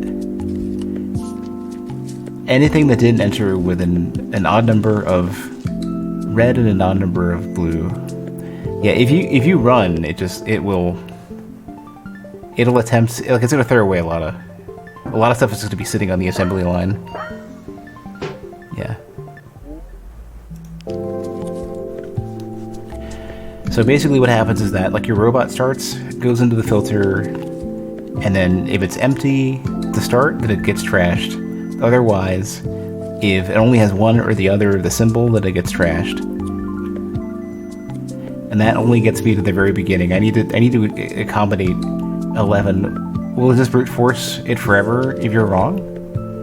No. The moment you accept a bad product, the moment you accept a bad robot, or you throw away a good robot, it complains, and then you fail it. So you have to handle every permutation perfectly.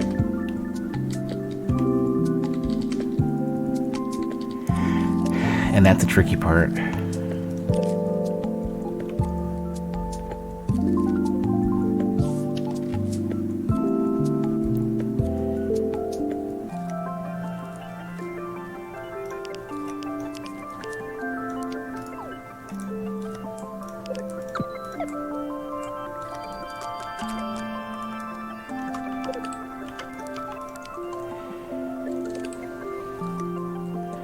It's almost like I need to go back and retest until I get...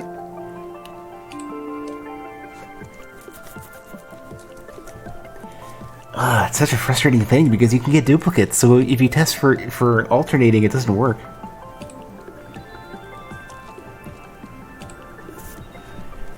Like, what I want to do basically is say, like,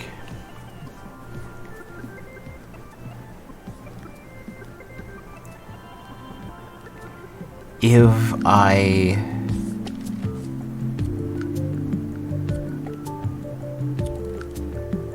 want to get rid of all of one and not the other. Like, that's like, it really feels like I want to get rid of all of one symbol or the other. But the problem is that the problem with that is that I need to accommodate finding an uneven amount of one or the other, and I don't need to do that. I gotta know what to do about that.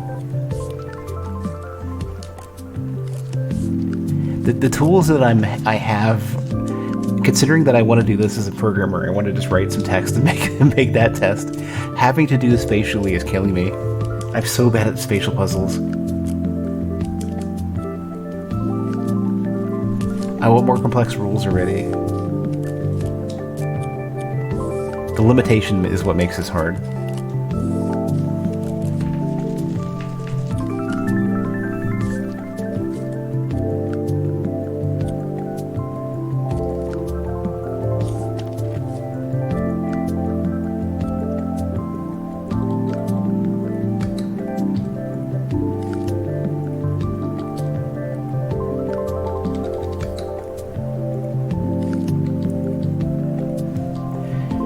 The fact that they don't just flat out alternate, or the fact that they aren't all lumped together is tricky.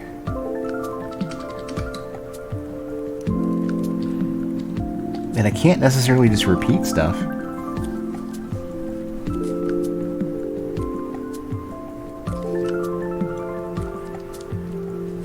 So this basically says I find a red and then a red, or blue and a blue. Hey, Abby.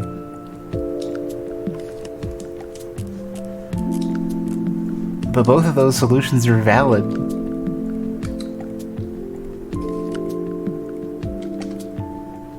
Like, if you go back to the test where they show like what the outcome is, like a red, and then a blue or red is fine.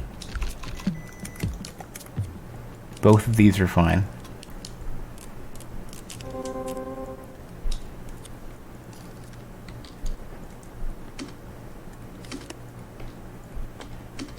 And that's where I'm struggling. Like, if that wasn't a thing that I had to worry about, this would be a lot easier.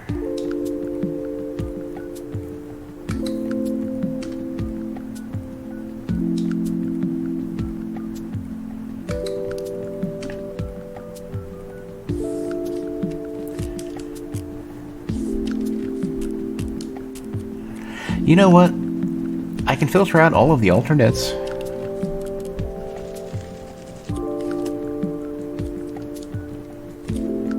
If they just alternate forever, like if they alternate forever, then it's fine.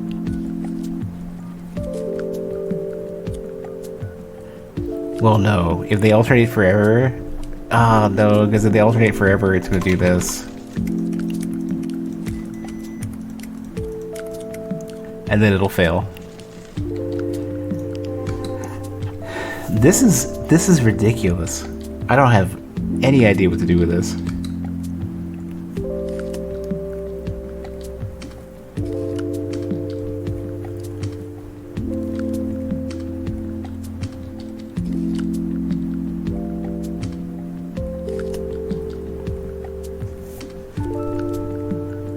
I don't even think there's enough space for me to do this just, like, all laid out.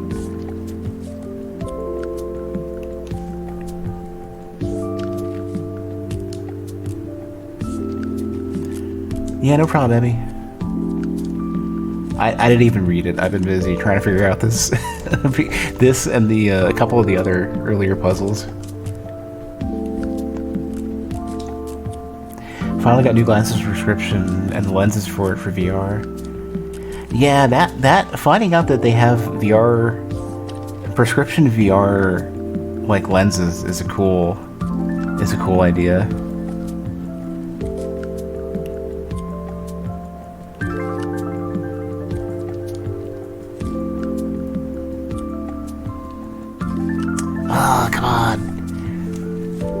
I think at this point, if anybody can point out what it actually is, I'm totally fine with it. Like, if somebody has... I just want to know... I want to get a better idea of what the thought process is behind these puzzles.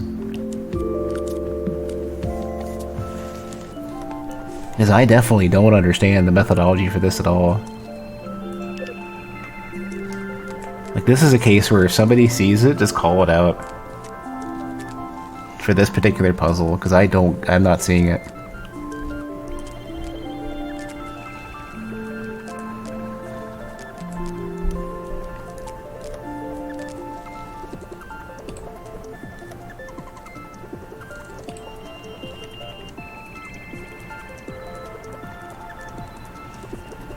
I mean, I know at the very least I throw away... It has one of... It's empty or it has one of each.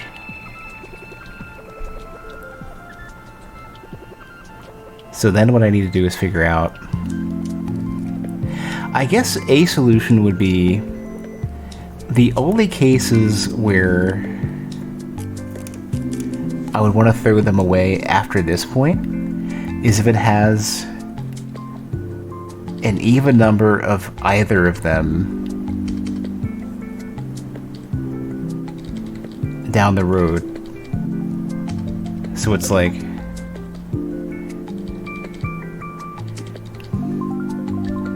Oh man, but I have to actually filter down to that.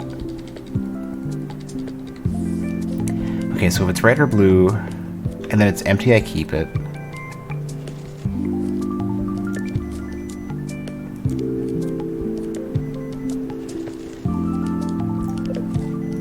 So these are keepers.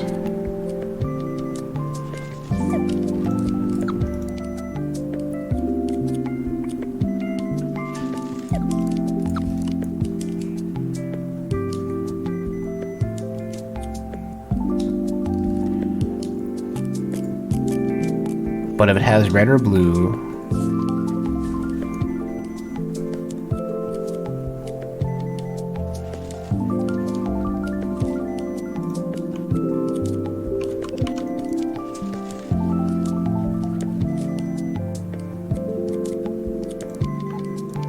I think there's some looping repeating setup here, but I can't brain it right away.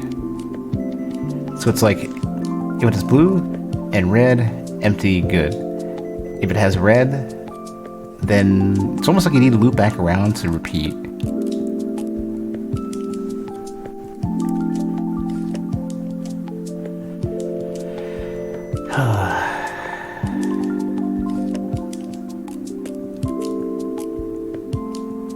So if it's blue and red,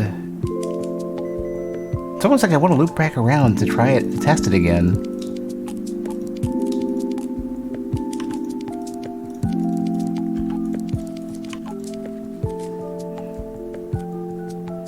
So if it's blue, red, red, and then to empty, throw it away. I'm gonna just run it, just see what happens. I need to know. This might be overcomplicated, but maybe it'll work. Oh, whoops. Alright, you. So it's red, red.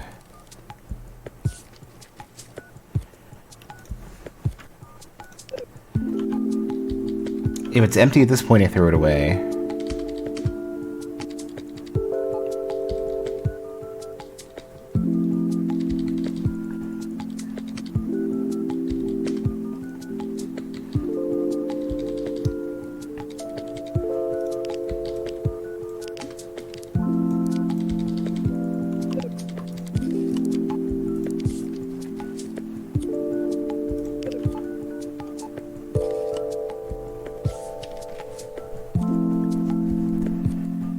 So it's red, if it's red.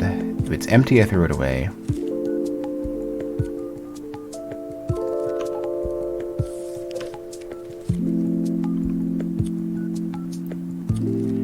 If it's blue, I throw it back in. If it's red, I guess I throw it back in as well.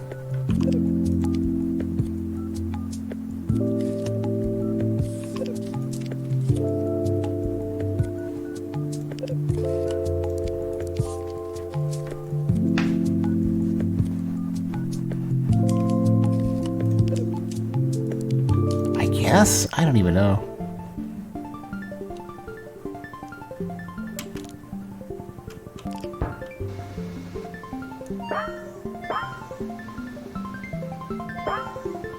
Oh, what do I want to do with this then? Okay, so let me think this one through. So it was red.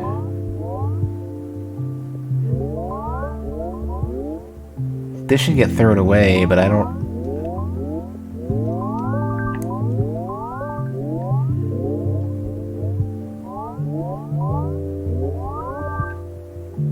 And if it would go back, it has to go back into the system, and if it's empty, I throw it away.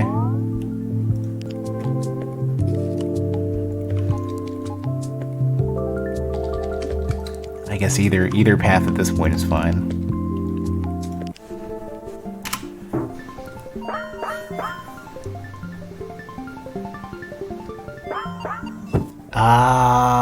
What was good about this robot? Oh.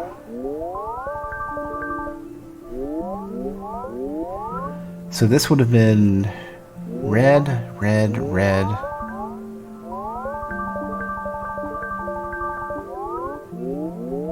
Then blue.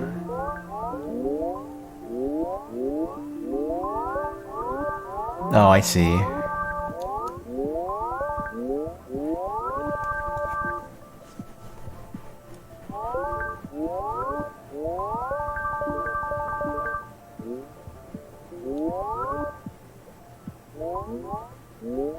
Oh, you know what I'm testing for? I'm testing for red, red, red, blue. I'm testing for two...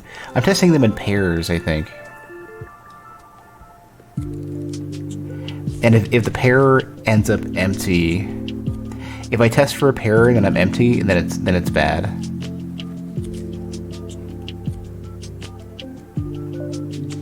So what I'm really looking for is a pair and then empty.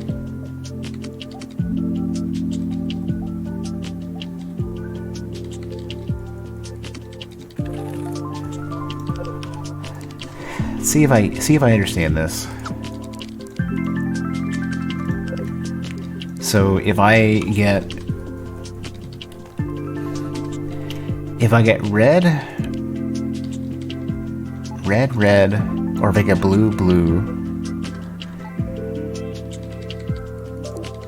and it's empty in either case, then I throw it out.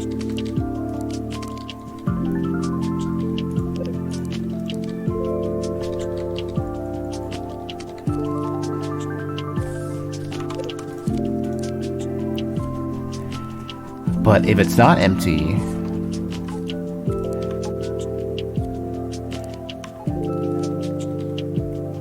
and I find an alternate, and then it's empty, then they will be fine. This might be right. No. Hold on a sec. Red. Oh, that's me throw it away. Red. Empty. Yeah, I'm jumping ahead of myself.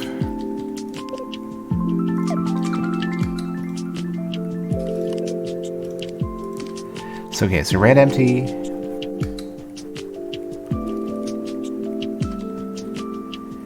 So empty, red empty, blue empty are bad.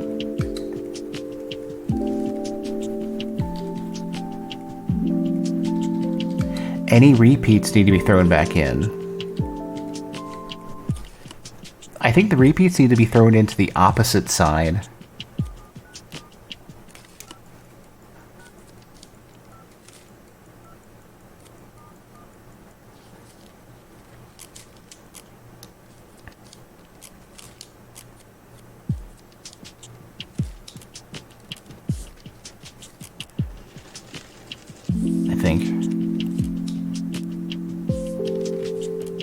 Well, then it's going to loop back in, though, until to get red empty, blue empty again. Just run that through. I want to see what happens. It's gonna fail. So, see, red, blue. Red, blue is when I need to loop it through.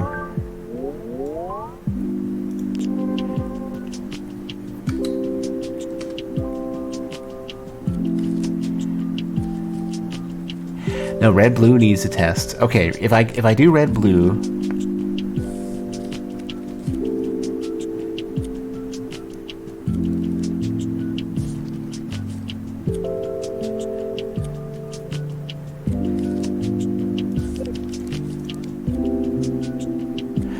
I don't know, I'm not sure.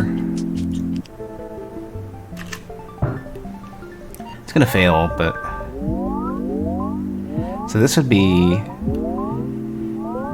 red, red, blue, fail.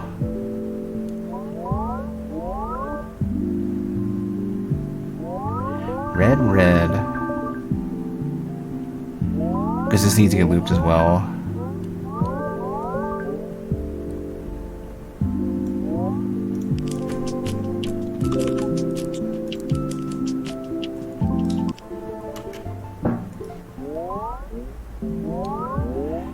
See, red, blue. Oh, these are backwards.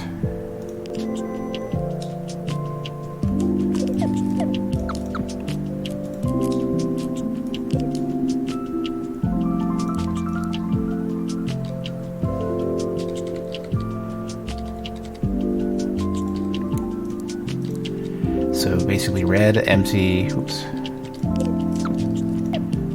Red empty or blue empty need to get thrown away.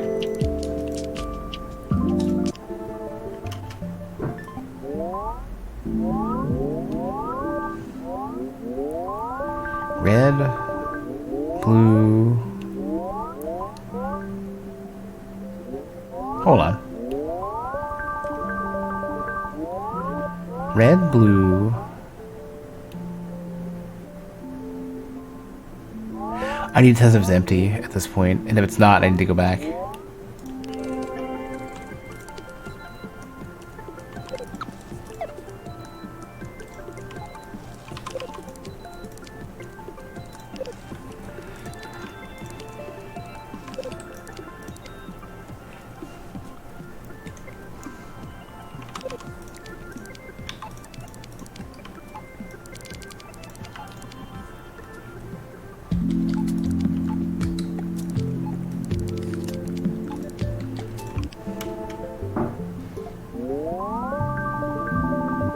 Still fail. Just failing a longer test. Red, red, test it again, and then I get red, red, and then I'm testing red, blue, and I fail. Ah! This is probably too much for me.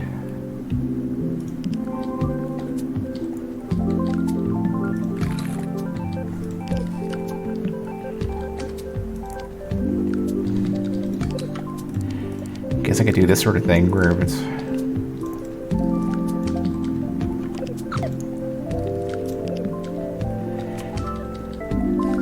Like, it almost kind of sounds like there is like a sort of a weird sort of spiral pattern I need to be following that I just don't get.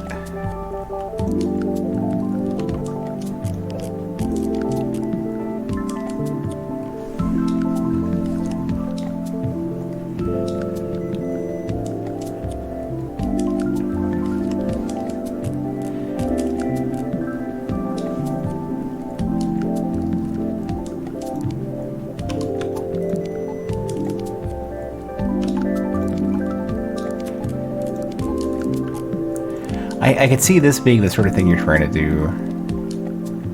It's like blue, blue, fail.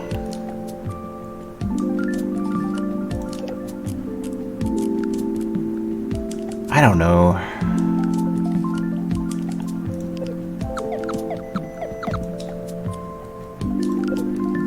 Yeah, there must be some sort of, like, there must be something people understand with regards to processing this sort of stuff that I don't have in my head.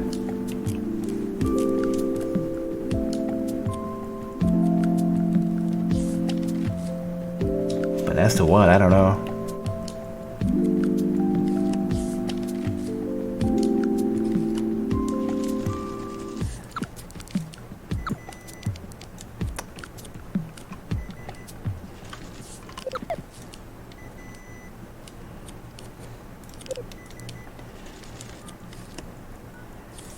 Like, I at the very least know that these are failure states.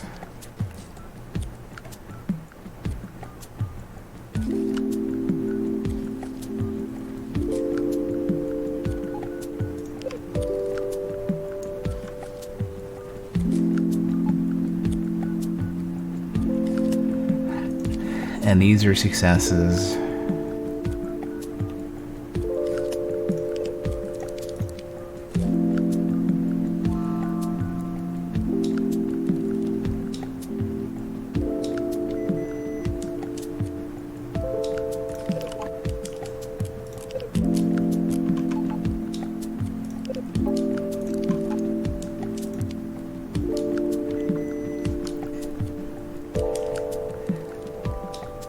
But I definitely don't... I'm not figuring out how to...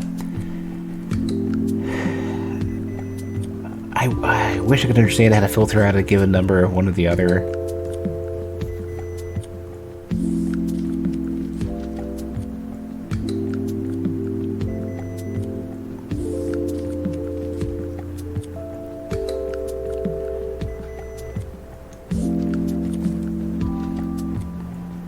Okay, so red,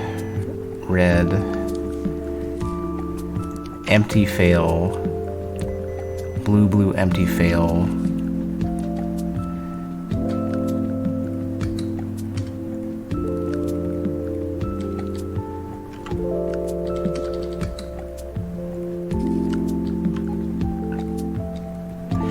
Oh man, if any of you guys see what might work here, feel free to call it out, because this is definitely beyond me. This is something that I'm just not seeing at all. I am stumped.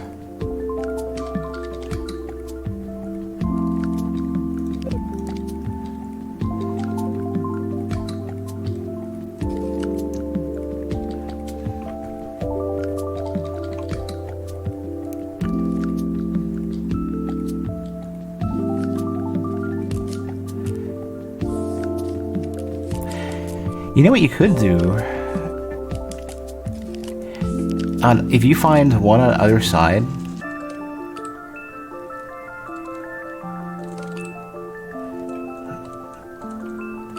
then you could make something that says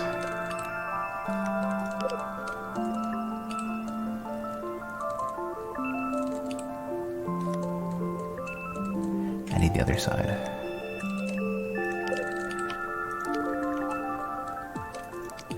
So if I find blue, then I strip all of the rest of the blue.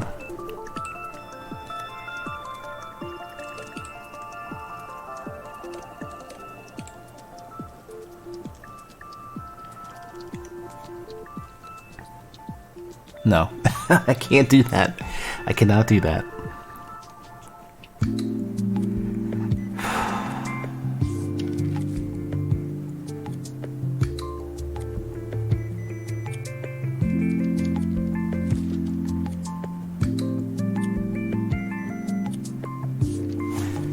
It's like I need to basically say, like, if you find more than one in a row, then you need to go into another test. And if you ever get empty at that point, if you basically get empty, it's like, I feel like you're trying to go to one side or the other and basically say, if you find a duplicate, then you have it in the danger zone. And if you ever get empty, by that point, then you have to throw it away. And you're basically trying to keep track of, like, I got a bad one. I need to figure out, do I, if I ever get into a good spot, then I return back to to the start and I repeat the test. It sounds very much like that. Like, the moment I get a duplicate, If it ever alternates, if it ever alternates, it's fine. If you ever duplicate, you test to see if it becomes empty, and if you do, then it's bad.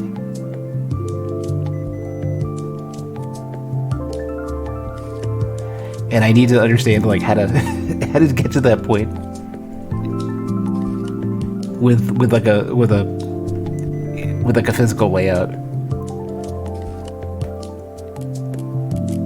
Okay, so if it's ever red, and then it's red again, then we bring it back, and if it's empty, we fail it.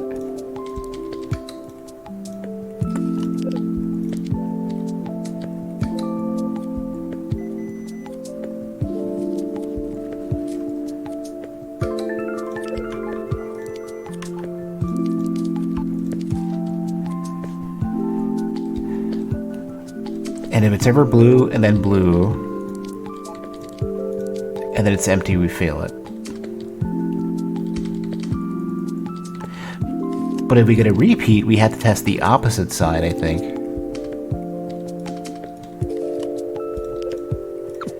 Where basically, if we get... So if we get a blue, and then a red...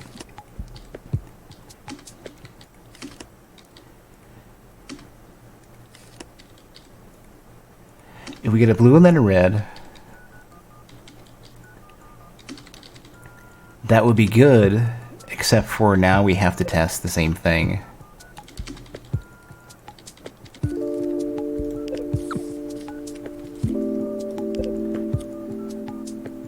But on the opposite side.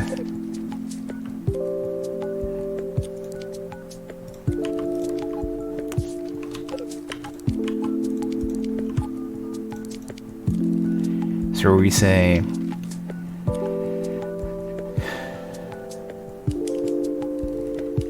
we got a red and then a red. If it's empty, then we throw it away. If we didn't, then we need to see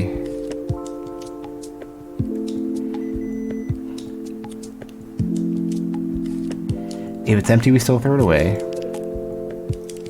Oops.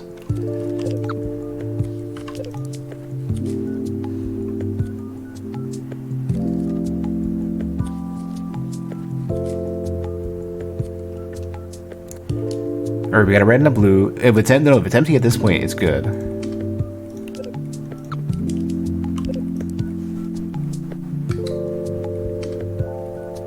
But if it's not, and I did get a blue, I need to see if I get another blue. If I get another blue, I have to test the entire thing again. If it's empty, I gotta throw it away.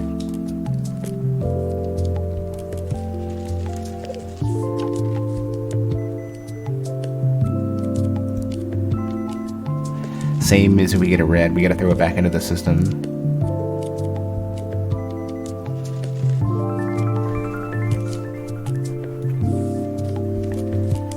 So, should be... So, blue, red... Blue, red, good. Blue, red, red... I think these are backwards.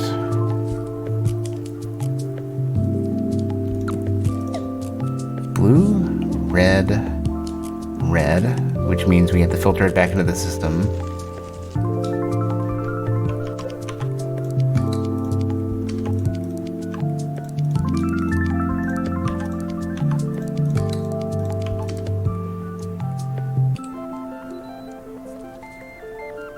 I think this is right. I'm curious. Let's just go to spam it through and see what happens. Oh, it's gonna go off into space because I didn't do this right.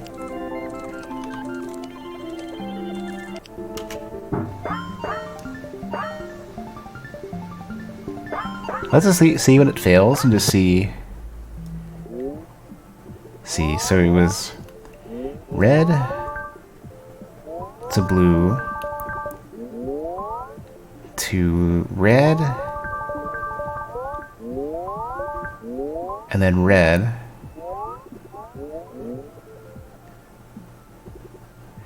I need another layer. Or I don't know. Because it got a repeat, and that was bad.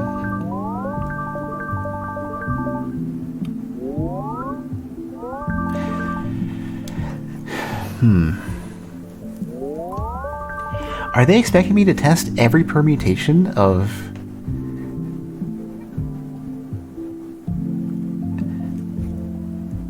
every permutation up to 6 in a row?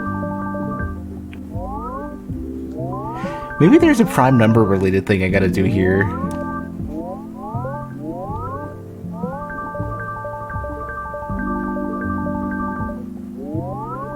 Yeah. And it would, this of course would fail. I guess that's why the space is so big, right?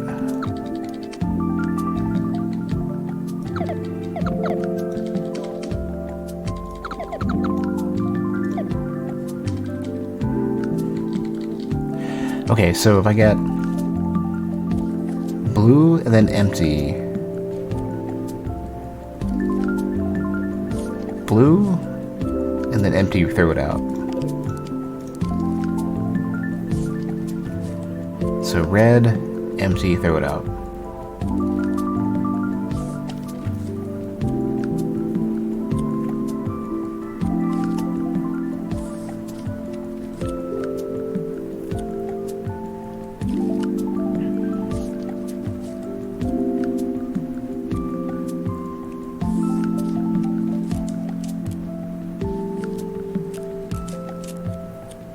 Right? Empty, blue empty, red empty.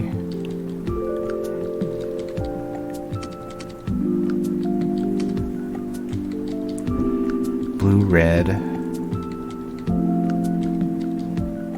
Blue red.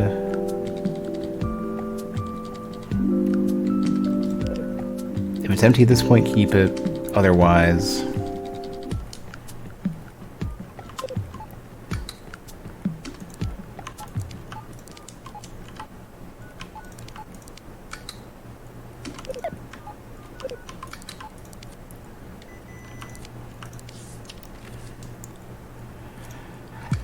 Okay, so it would have been alternating at this point. So if I get blue, red, blue,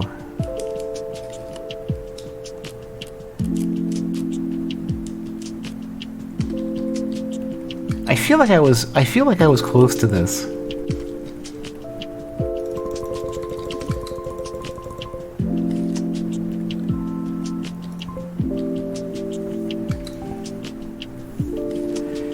I feel like I was really close.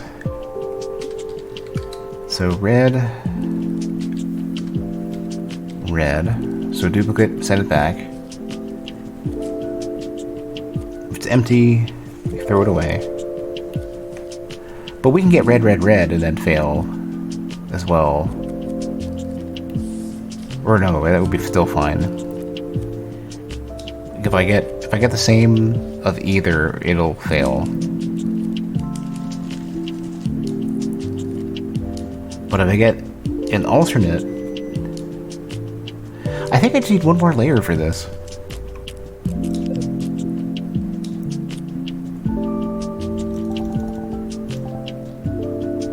So, blue empty bad, red empty bad, red red repeat.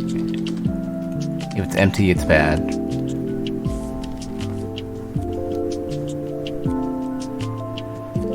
If it's not, then if it's also red,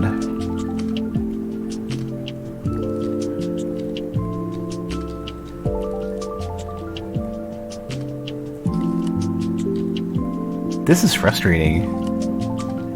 I feel like this is a big leap in difficulty, and I'm not sure. I think maybe I'm missing the genre knowledge to understand what I would be expected to do with this.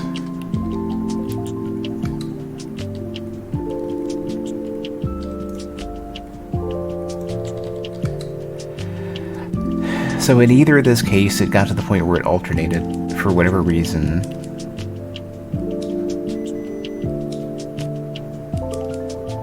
This is like it alternated once, and then I keep it. So, red, blue, keep.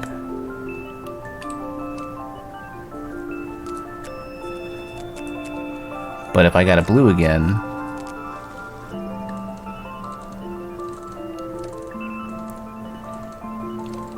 well, I mean, this is one alternate one way or another. So basically, I'm trying to figure out like, okay, yeah, I gotta take this apart. I can't test both of these simultaneously.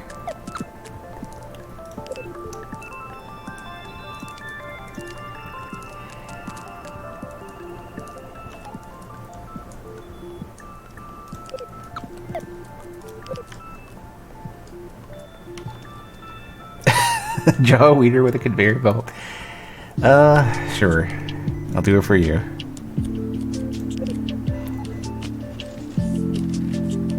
Well, I don't know, I guess we're gonna do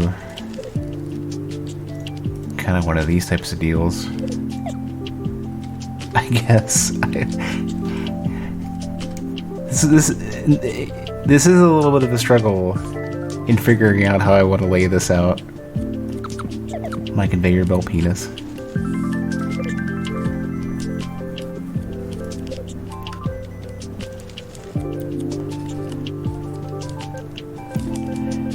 So I guess I'd keep both of these then if they're alternating. Otherwise, if there is either of these, I guess I feed both of them back into the system until they alternate. Like, I guess.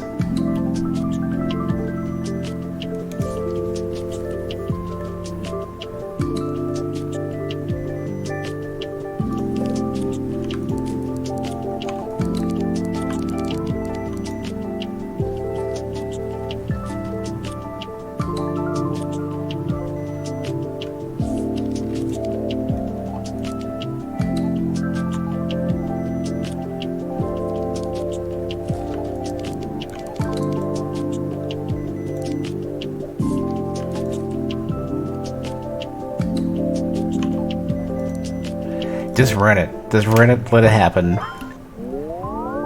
Fails real quick. Alright, so that's definitely not the way to go.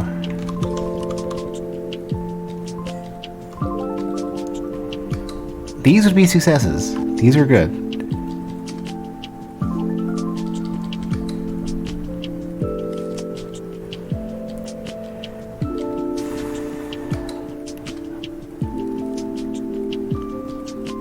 So we get alternate on the blue side or alternate on the red side. Both of these I need to test.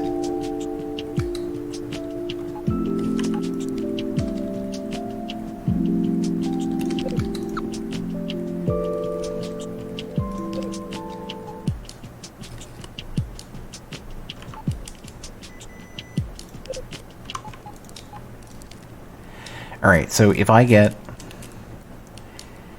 a blue, a red, a blue, empty, throw that shit away.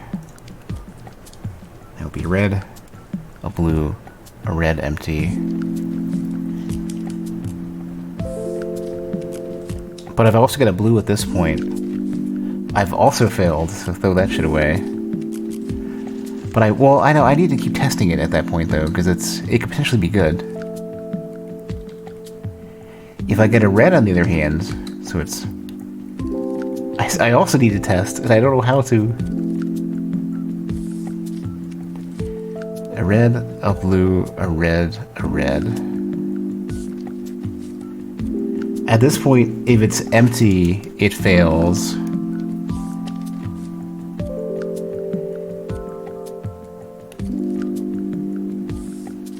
Red, blue, red, red, red, blue, red, red.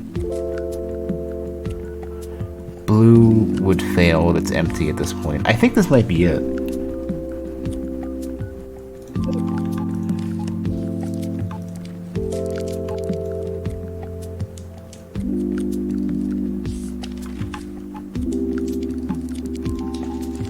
Hey, Abby. I'm trying. I'm not getting it. So if it's blue, red, blue, why would you succeed this? Hold on. Blue, red, empty, good. Blue,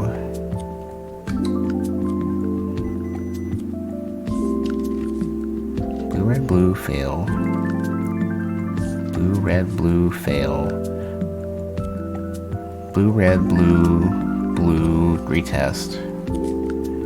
Blue, red, blue, red.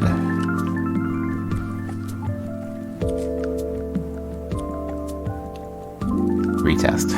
Damn it, I think that's a... Shit. I'm not sure. How do we get this back to the conveyor belt at this point?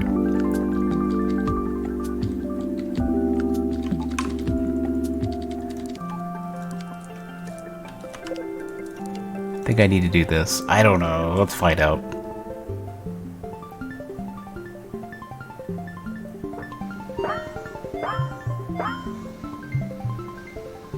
Maybe? Nope. Because I can't... Try it again.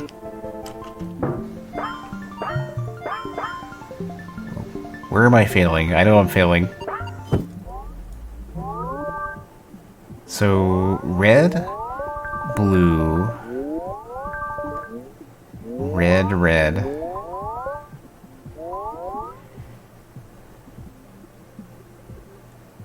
Red? Yeah, because I'm... Red, blue... Red, blue... Are these backwards? Hey, thanks for the resub, Ambient. When you say PayPal, pay by PayPal, it wants you to add a credit card, which you don't have. When you press change way of payment, you can select your already selected PayPal account. Oh yeah.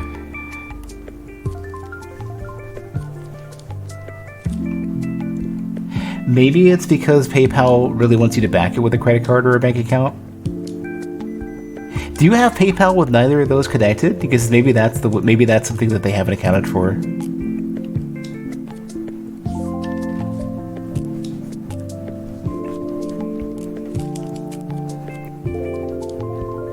Yeah, because they typically want you to back it with a credit card or a bank account.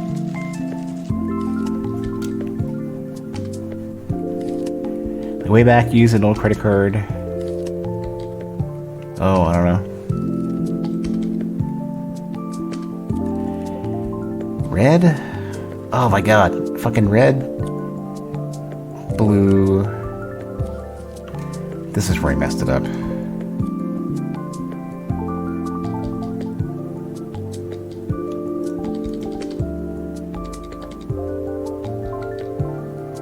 I'm not sure.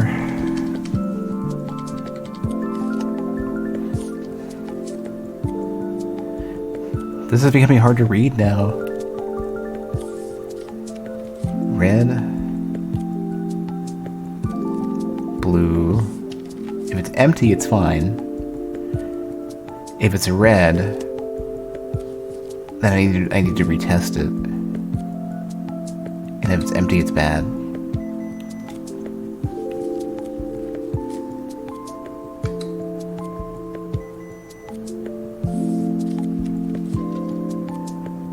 Oh, come on. I definitely have no fucking clue what I'm doing. And it's gotten to the point where it's complex enough to where I can't even read it anymore.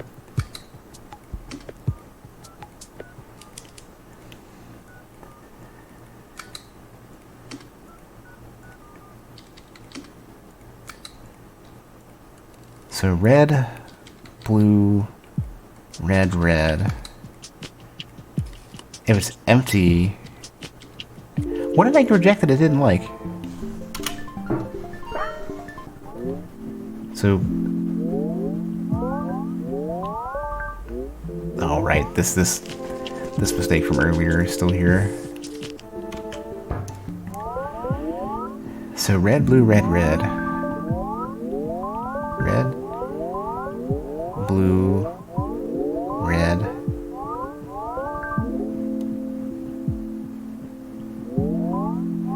I lose the red at this point. Yeah, because this should have been, I should have accepted this at this point. It was red, blue, red, red. So I need to take... These need to move out a bit.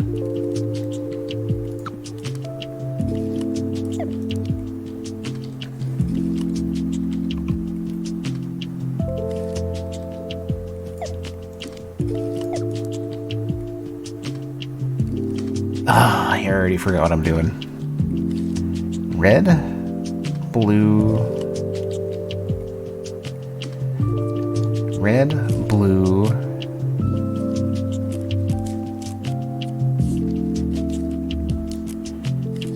red would have been a success.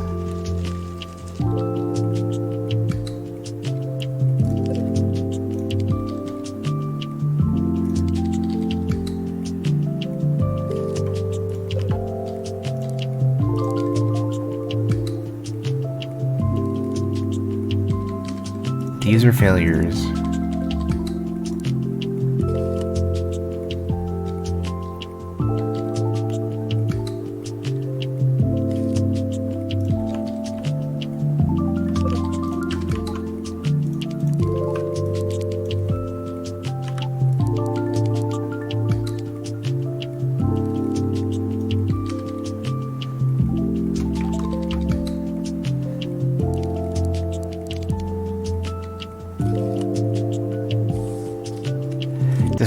Just run it, don't even guess. Yeah. So red, blue, blue, blue fails. Red, blue, blue, blue, and empty. So red, blue, yeah, it's looping back too soon.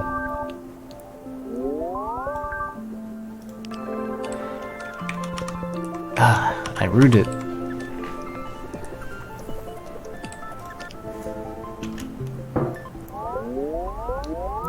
So red, blue, blue.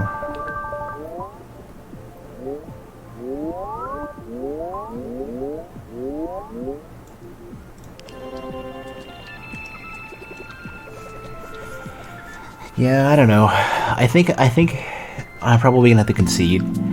If nobody viewing has an idea of what to do with this, I think this is beyond too complex for me.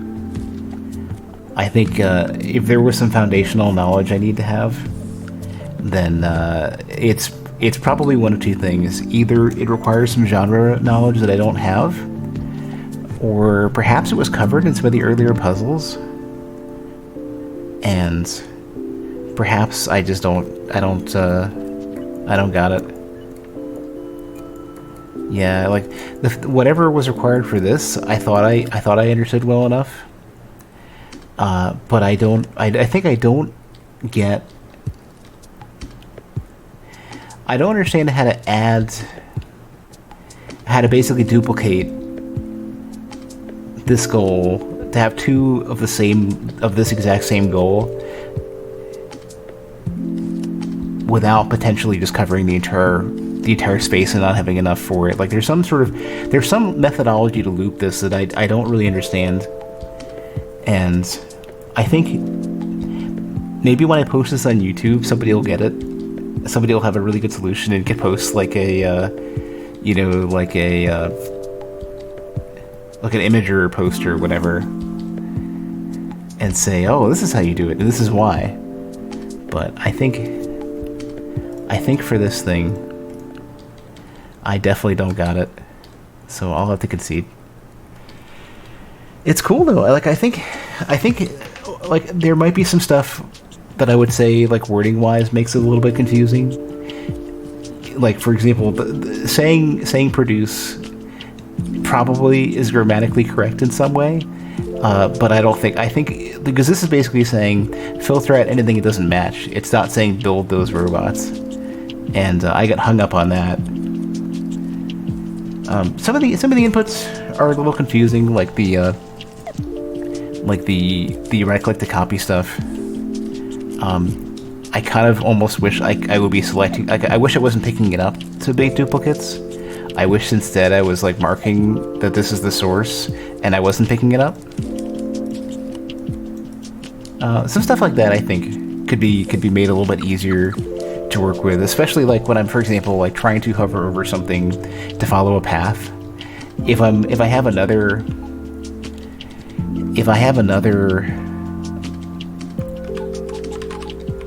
tool selected and I'm trying to follow, like, okay, well, this starts here and then it becomes red and then I'm checking for blue. Like, as I'm hovering over it, I'm replacing whatever it is. Like, so I'd have to switch to a different tool just to keep my place as I'm like visually trying to follow along. And so stuff like that, I think, could be improved a bit. And I definitely don't have whatever prior knowledge is required to understand. At least it hasn't been ingrained in me well enough to where I would understand how to duplicate basically 2 of the even/odd amount of commands on the tape.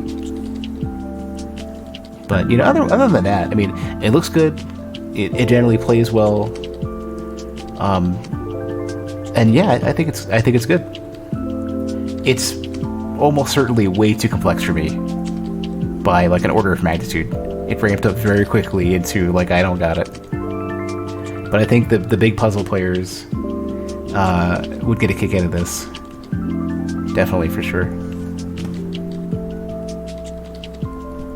Is this the new Zachtronics game? No, but it's reminiscent of like Opus Magnum. I think this particular game has gotten to a level of complexity way too quick for me. But whatever would have been meant to click based on the prior puzzle, I didn't get. So, for example, this one is basically saying you need to filter out anything that doesn't have an even number of commands, right? Yeah, I guess so. I guess this is more complex than just that, because this is basically saying I need an odd number of both of these together, and even basically saying I need an odd number of just one of them.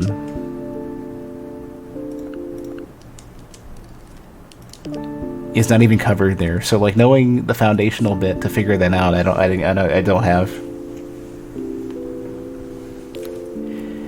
I think, well, I mean, when it comes down to like what other games have kind of handled this, like Opus Magnum did a great job of warming you up to each concept, like extremely gradually. And I got through the entirety of the story mode for that, and I started on some of the production alchemy, and I felt like I could tackle it. I felt like it would be difficult, but I felt like I could tackle it. With this game, I feel like there's a paradigm shift in how I think about how spatial puzzles work that I don't think that I would piece together tinkering with this into infinity.